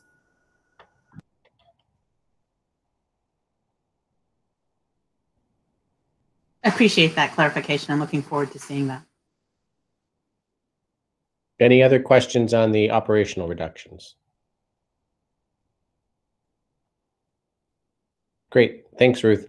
So if we were to be able to navigate and put the puzzle together of all the operational reductions that I just went through, what would it do to the multi-year projection that we were looking at earlier? And so currently, and remember, these are all projected, we're going to get a lot clearer as we move forward in the next couple of months. What that would do is that would actually put us in a positive certification. Now, it's not a great positive certification. It's actually technically, so if we got to look at this a little bit more carefully. So if we look at the 2021 school year, that still puts us in deficit spending of over $2 million a year. And you can see what that deficit does in the successive years as we continue to lose some of our revenues and expenses continue to grow up. So that deficit in year 1 is 2 million, and in year 2 is 5.5 million, and in year 3 is 7 million.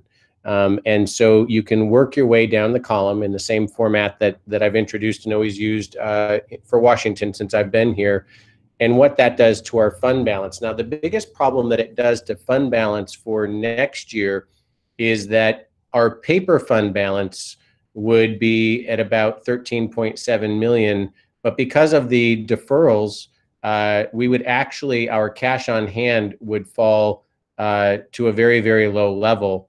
My concern there is we don't know when those deferrals are coming back. They have not announced that yet, and it's largely going to depend on the economy recovering suitably, that they get it back to us quickly. So remember, the assumptions that I used here were that the deferrals are coming right back in the next fiscal year. We don't know that that's true.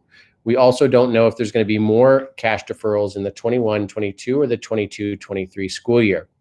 So the tier 1 reductions, again, with the assumption that they were all put into place or mitigated by other restricted funds, the tier 1 reductions get us down to a more reasonable financial situation. And what I would suggest to the board at that point is that the number that we need to focus on for being able to get through this recession is then in that deficit spending that's projected for next year, and that's the $2 million. So it's an if-then statement. So if we are able to operationalize tier 1 reductions, then we would need to go to tier 2 and tier 3 to address the remaining deficit for next year, which then balloons in years 21, 22, and 22, 23. And so those tier 2 and tier 3s are elimination of vacant positions, as well as the elimination or restructuring and changes. And then that assumes that it balances us enough that when the economy does get better in 22, 23, or after, that some of the things that we had to eliminate operationally come back, because some of those things are not sustainable as permanent reductions. So they just, a lot of them, for example, like overtime, or some of them are contractual and have to be negotiated. So we can do them for emergency situations, but again, too painful for long-term or permanent. But the combination of the operational reductions that we suggested this evening, or afternoon, pardon me, it's been a long few days, this afternoon, coupled with the elimination of some vacant positions and those tier 3, the reorganizations that we might be able to do, will, I think, successfully get us to where we need to be able to survive the recession. Hey, Chris, do you have this slide with tier 1 and tier 2 combined? No, because we haven't done any planning on tier 2, Trustee Pizzotti. Okay. We've just gotten to the point where we're getting a handle on what we could do operationally. Okay.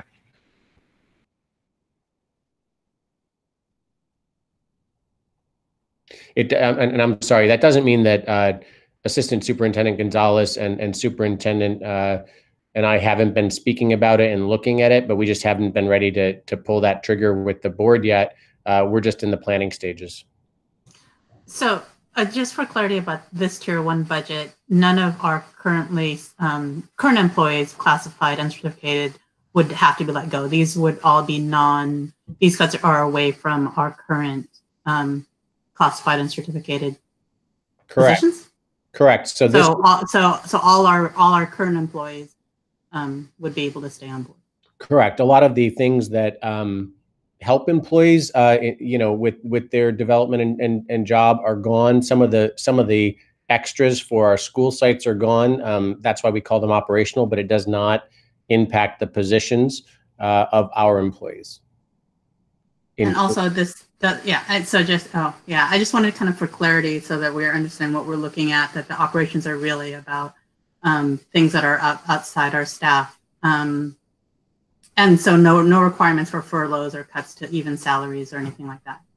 None of those considerations. Not with tier 1. It does affect the extra time for both employee groups, which can be significant, but at least it preserves basic functions and jobs at tier 1. Oh wait, so it eliminates the extra time, the overtime, or extra time, overtime, and hourly outside of restricted resources. Yes. Gotcha. Okay. And the positions are preserved. Yes, thank you for asking that question. The only caution, or the only item I think that we need to pay attention to is the reduction of the deferred maintenance. If another roof comes down or needs severe repair, we will have to take money from here, which would then increase that deficit spending to whatever amount it is needed. But we would be adding to that third row there for any kind of facility emergencies. Correct. And there has not been a year. I've only been with you 2. It seems it feels like longer for me sometimes. I can imagine it does for you as well. But there hasn't been a year, last year or this year, that it hasn't been at least $1 million of unexpected costs. So yes, there is a fragility to doing operational reductions that we don't have anywhere else to go but to come to the board and say it's got to come out of cash. And when we're dealing with this fragile of a situation, that could put us in a precarious place when a roof comes off in a windstorm, which has happened twice in 2 years now. Right. So that is a precarious situation.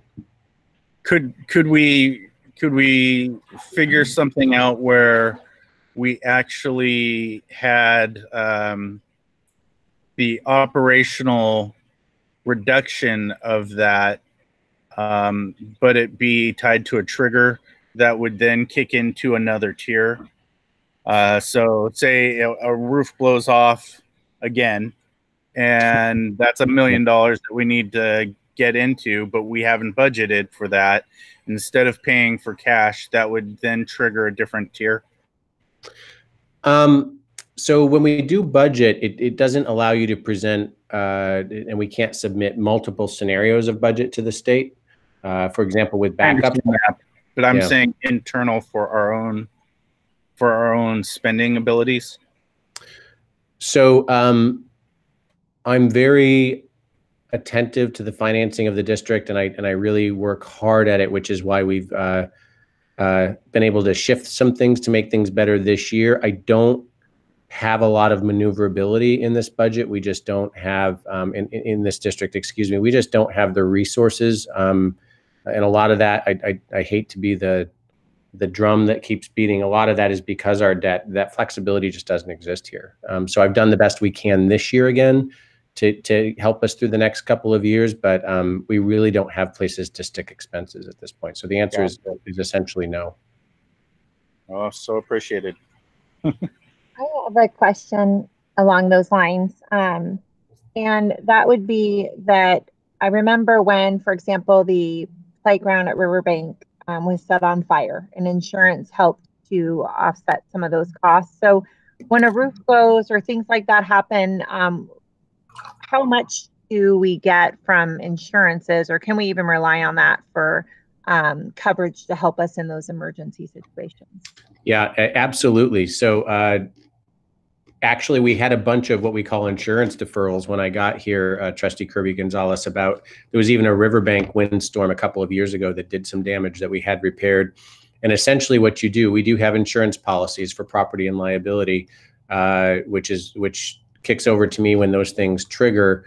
And it's a matter of negotiating with our adjusters and insurance to see what amount we can get back.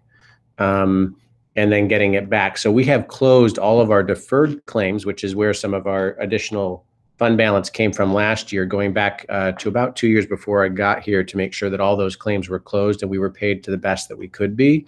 And we do still have some outstanding ones. So for currently, we are still working on the YOLO and a couple of other smaller ones, a light pole over at Riverbank, for example. So we're working on those, and we try to get them in as quickly as possible. How much does it offset? It really depends on the situation. So YOLO, they're taking care of a fairly large percentage of it, but all of the dry rot, for example, that was exposed, that wasn't wind damage. That was damage that was discovered because the roof was torn off by the wind. And so all of those things become ours.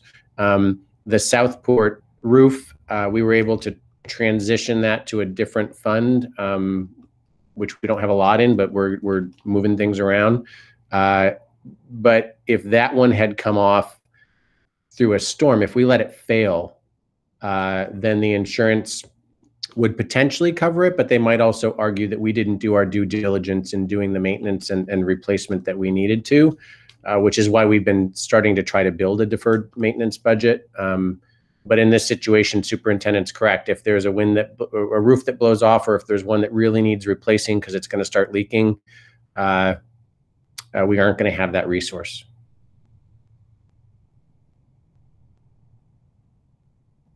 Or an HVAC that fails, that's a frequent issue as well.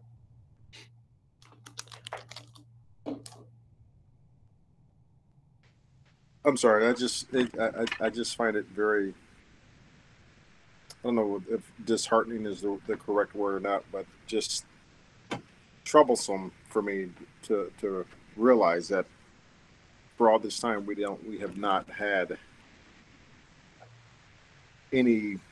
been prudent enough to set aside money for deferred maintenance, so we find ourselves in this position like this. It's just President Jackson. Yeah. If you recall, one of the reasons why we have not been able to maintain our buildings for the past 10 years has to do with the fact that all of the developmental fees that we receive as a district, that any school district would normally put into deferred maintenance, has been going to pay for the internal debt that our school district has. And that internal debt has to do with the building of River City and a few other portions of schools versus going out and receiving a bond. So I think that's a really good question and a statement to make, because those statements have been made in the past. And that is where our money has been going to pay that internal debt versus setting it aside like all other school districts do to maintain and sustain our facilities throughout the years. right. And I make that comment not to point fingers and say, well, you know what I mean? Because I understand that that's a situation that predates everyone. Well, probably predates just about everyone on this call. But it just, you know, it's just the fact that there's been situations and things that have happened over the last decade and a half where we have not, when I say we, I mean the proverbial we, not necessarily us right now, but we as a community and we as a district have not done in what, in my opinion, it would be our due diligence in making sure that we have the resources to be able to do those things. And again, not in an accusatory fashion, but just as a matter of fact. So, yeah, President Jackson, I agree with you, and I think Associate Superintendent Chris Montbonitas has done a really good job in highlighting that while I've been on the board of like what the decisions were made, not pointing pictures, but to create that transparency and allowing us as a current board to make decisions that will put future boards in better situation. In transparency. Exactly. So I appreciate it is a little bit dumbfounding, but yes. I'm not, you know, I appreciate the transparency that this district has had in terms of where our money comes from and where it goes. Yeah. So I understand the frustration, but I think we are in a great situation. Yeah. No, with Chris, no question about that. You know, and I think Superintendent and Chris, you guys have done an absolutely tremendous job and getting us into a position. Because if not, I mean, what the numbers that we would be looking at would be drastically worse if it hadn't been for the work that Chris has done over the last 2 years, and you know, to get us in this good of a position. And I think dumbfounded that's the right word. It's just dumbfounding to me that you know, but again, it's not to be accusatory. It's just a statement of fact. But at least now we're in a position where we can hopefully be able to put ourselves in future boards in much better positions. And trustees, I certainly don't take any of it personally. Your observations are all valid. And we are doing our best with what we have, and it's good enough that what we're looking at tonight, just to keep it in touch with what my colleagues are dealing with in other districts, this is even though we still have another couple million to try to come up with, this is better than most of our colleagues and our neighboring and our partner school districts are going to be able to do. Even with all of the restrictions of our debt service and whatnot. So it's going to be painful, but we do have a way through. But I will agree with President Jackson. It is dumbfounding to me that that there's never been money set aside to do major repairs. So that's why we were starting to set some aside. I was trying to prepare us for that better financially. But in an emergency, I would rather have our folks in the classrooms, and even those that are not in the classroom serving our kids, I'd rather impact them less, which is what this plan is attempting to do. No, and I think that's you've done a good job of doing that. And like I said, I know for a fact that you can see just by looking at the numbers, you can see how this could be infinitely worse if it hasn't been for the work that has been done over the last couple of years. So kudos to you guys for that. And it's also thank you to the Board of Trustees for your leadership and really understanding the budget and understanding the implications and really focusing our district in a very positive, progressive way. So thank you, trustees. Yeah, I agree. I would echo those comments of President Jackson about how amazing it is. That's the only thing I can think of, that we haven't had a reserve for deferred maintenance. I do understand that the costs of building schools off of developer fees may have seemed like a good idea at the time, but it seemed more like a riskier bet to me now, and with hindsight being 2020, and our ability to see that bonds are a little more secure way of doing things. Anyway, I would just say that thank you, Chris, and your team, and Superintendent Luna for presenting us with options that are fiscally prudent and keep us,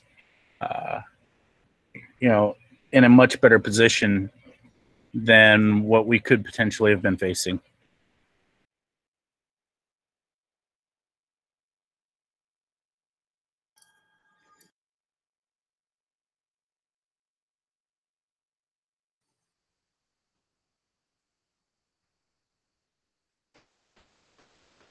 Okay.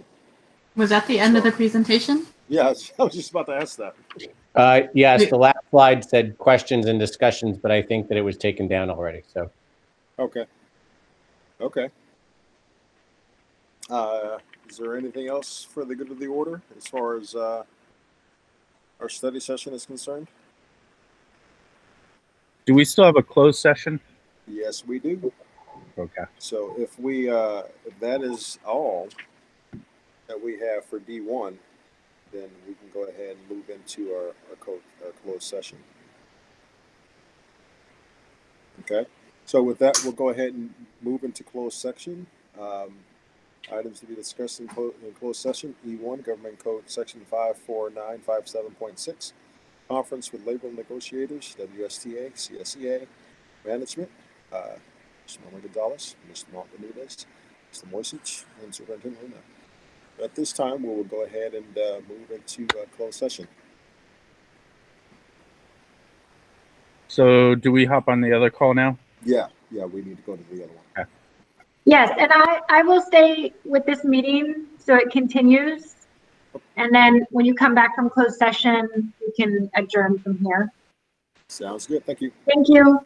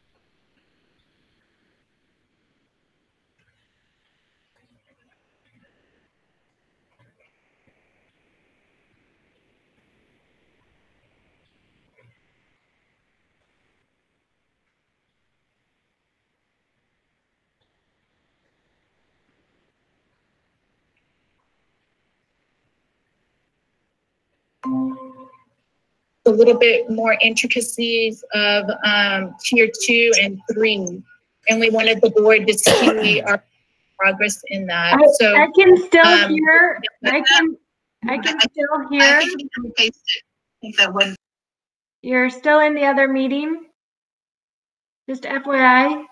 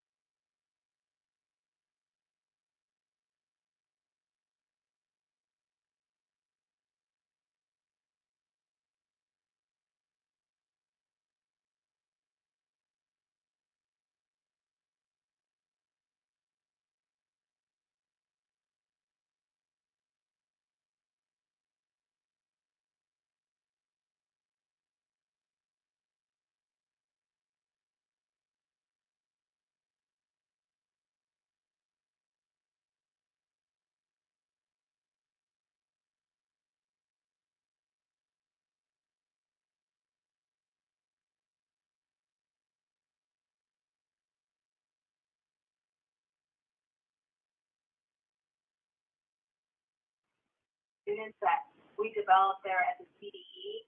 This is for the adult administrators on your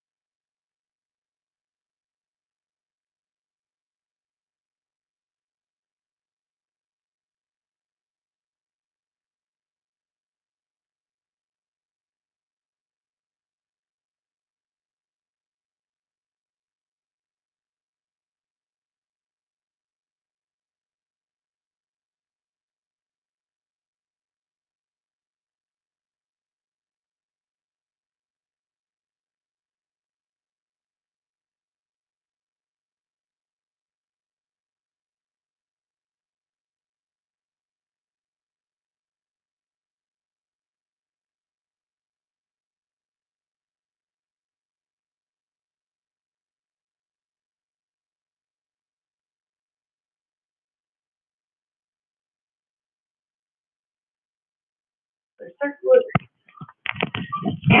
Sometimes they're circular, sometimes they're rectangular. The hormonal ring or the vaginal ring, you can see that would be bending. There's an IUD. For some reason, this one's called USD. I'm assuming this is a typo. I didn't make it. But that's the IUD. That's kind of what that. Hello. Just to let you know, hello. Whoever's talking, we can hear you. We can hear your conversation. Thank you.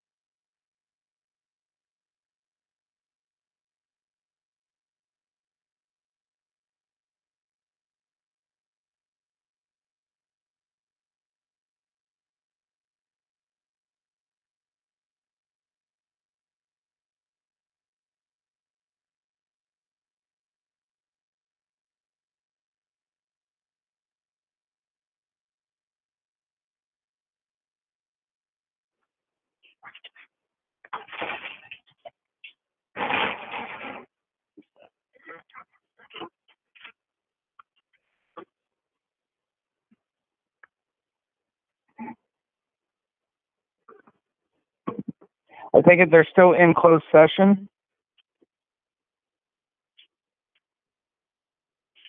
Hi, yes, they're still in closed session. Okay, thank you. Hi, Rose. This is Don Stopper. Oh, hi. How are you guys? Good. How are you doing, Rose? Good. So, on the agenda, after they come out of closed session, it's just the announcement and then adjournment. So, just so you know, the meeting, after I end the recording, tomorrow morning, I'll upload it to YouTube if you want to be able to see the full presentation and hear the discussions. I don't know if you were on the call earlier. We were. Oh, great. Okay, perfect. Were there public comments? Were there any public comments today? There were no public comments, and there were also no action. It was just discussion. Okay. Actually, I don't know in closed session. I haven't heard yet because they haven't commented out of it. So I can't say what happened in closed session, but as far as the open session goes. All right. And hopefully within the next few minutes. And then like I said, in the morning, I'll upload it to the YouTube.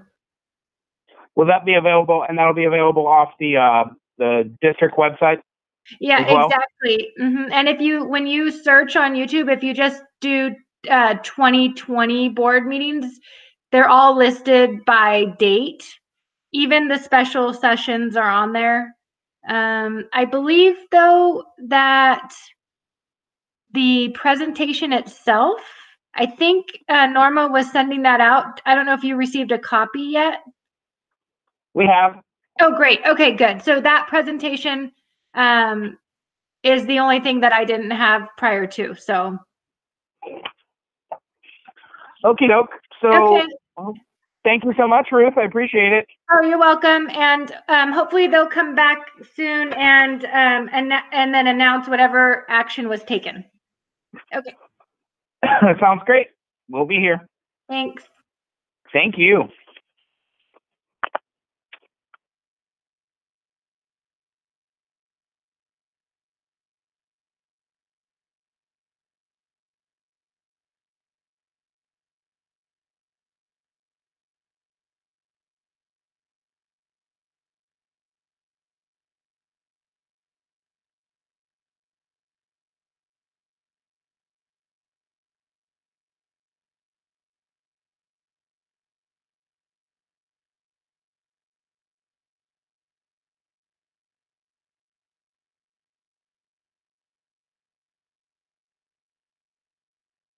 And is Mr. Buse on the line?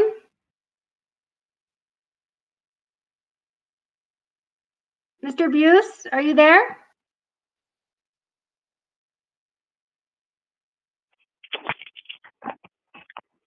Did you need the WSTA president for a matter?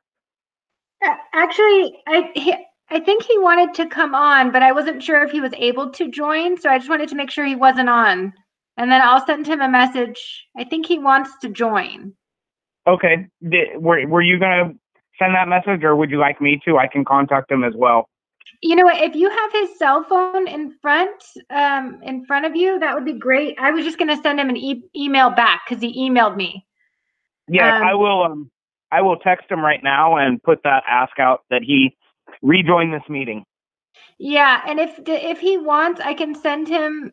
I don't know if he has you have the phone number, so maybe if you could just share that, that'd be great. I will do that. No problem. Okay. Thank you. You bet.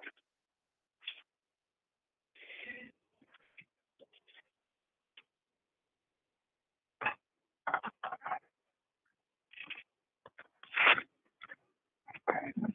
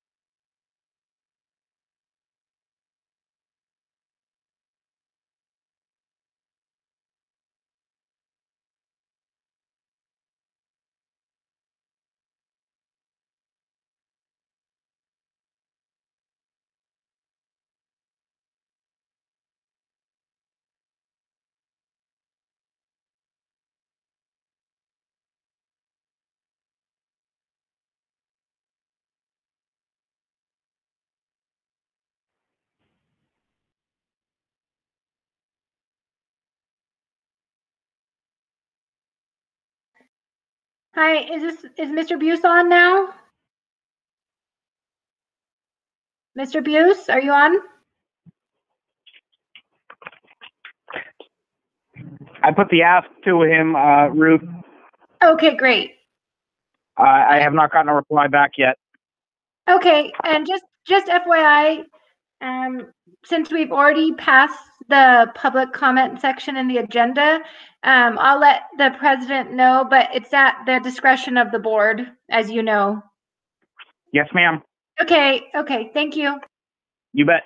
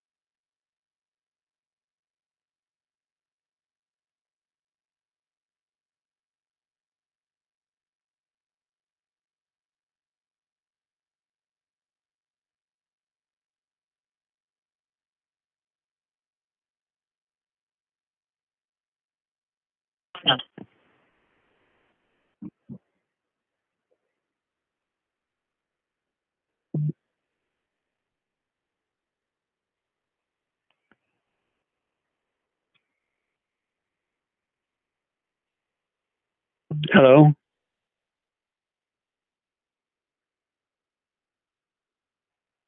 Hey, Mike. Is that you? Yeah. Ruth, are you there? I'm there. Hi, Mr. Buse. I'm gonna send a message, but just so you know, the public comment portion of the meeting has already passed. Oh, I know. Yes. But I'll definitely relay that you would like to still comment, and it'll be at their discretion. But I'll relay the message right Sure. now. Thank you.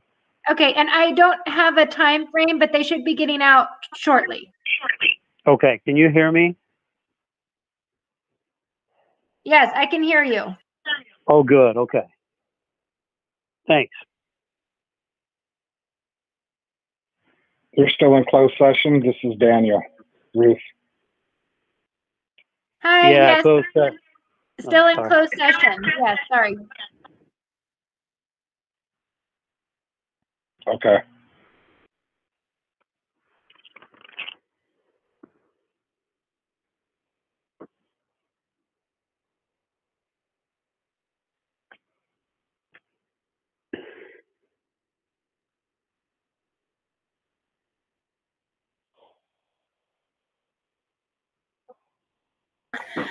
Is that Mr. Gandara? Yeah, I'm here. That's me. Hi, did you need to say something also, or were you just listening? No, I meet with HR tomorrow, so I'm just listening right now. Okay, copy. I just wanted to make sure I didn't miss anything. Okay.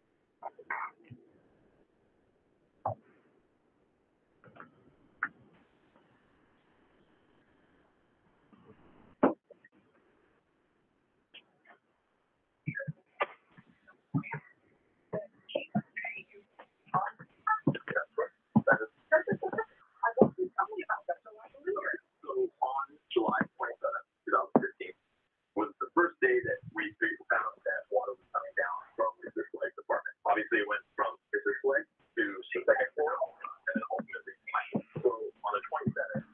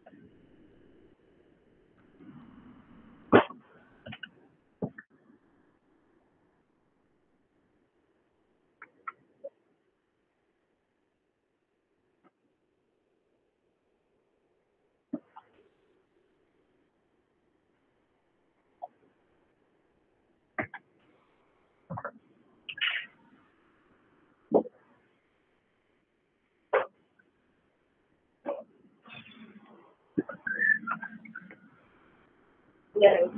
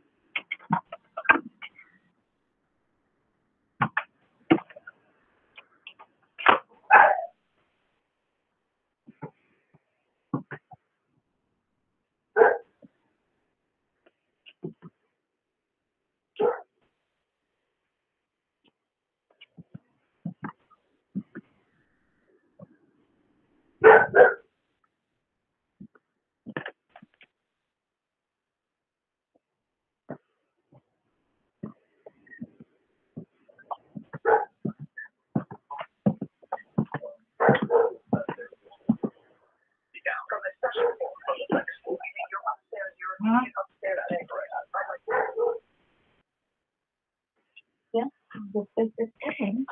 That's the family room, and there's no necesitan empezar a sacar a cena.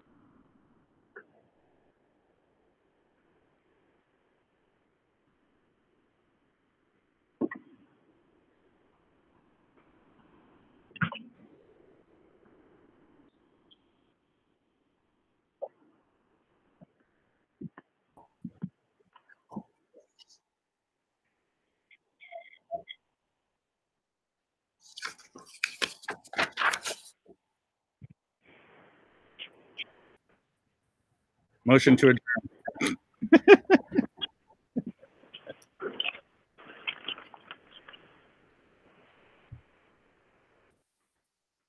President Jackson is now home.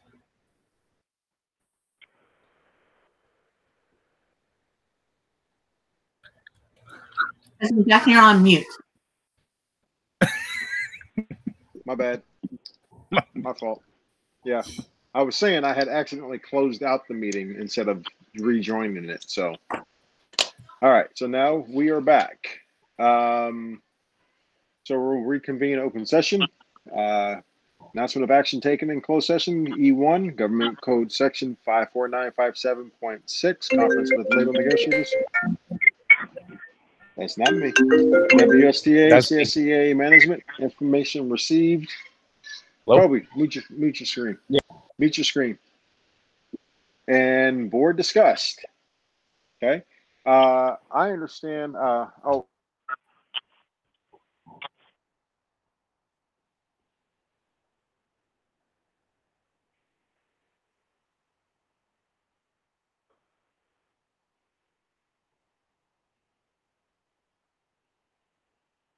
President Jackson.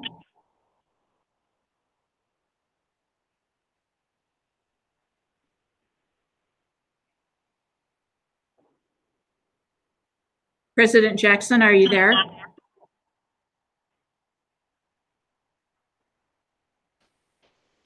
I think that was There he is. I think that was Trustee Alcala. I'm here. President Jackson, we didn't hear you. We haven't heard you for the last 5 minutes. President My Jackson. bad. Okay. I just read the announcements of actions taken in closed session. E1 Government Code Section 54957.6 Conference with labor negotiators, WSTA, CSEA management, information received, board discussed. And I had made the comment that I believe Mr. Buse had joined us a little bit late and wanted to make a comment for D1, so I was going to give him that latitude before we adjourn. Is he still here? Okay, yes, I'd appreciate that. Can you hear me? Yes. Oh, good. Okay. Well, I won't take much of your time, and I do appreciate the hard work that's going on both on the part of the district and the school board. Times are tough and tensions are high, and we are working through a lot of things. I know that to the best of my knowledge, distance teaching and learning are going pretty well. It's rather challenging. Communication with the district is more of a challenge. The days when I could stop by HR frequently and just talk to Ms. Gonzalez or other personnel there are gone, at least for the moment. There are some things coming up with regard to things like block scheduling and stuff like that we have some questions about and some concerns, and we may be considering a demand to bargain of the effects of some of the decisions that are being made. If we do that, it's nothing personal, and we do it very carefully.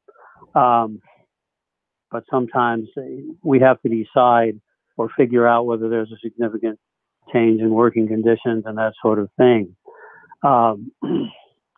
We do thank you again for your hard work, and we appreciate all of your efforts. We respect your management's right to manage, both on the part of the school board and administration. We'd like to be a part of any decisions that are made, panels and things like that. I, as president, would appreciate, and often it's gone this way, but not always, being able to perhaps choose somebody to be on a panel, a member of the exec board, or that kind of thing. In any case, we look forward to continued work together, and thank you very much. I appreciate the opportunity, and sorry for the rigmarole that we had to go through to get me able to speak. Thanks. All right, thank you, Mr. Buse. Okay, with that, we next on the agenda would be adjournment. Do I have a motion to adjourn? Motion to adjourn. Moved by Trustee Wong. Seconded by Vice President Pizzotti. Since we are virtual again, it's a roll call vote. We'll go down the list. Vice President Pizzotti. Yes. Kirby Gonzalez. Aye. Trustee Wong. Aye. Trustee Alcala. Aye. I also vote aye. This meeting is adjourned. Everyone, please do not forget to clock off out of the meeting. Till next time. President Jackson. Good night, ma'am. trustees. Good night. Good night. Thank you all and staff. Good night. Thanks. Thanks.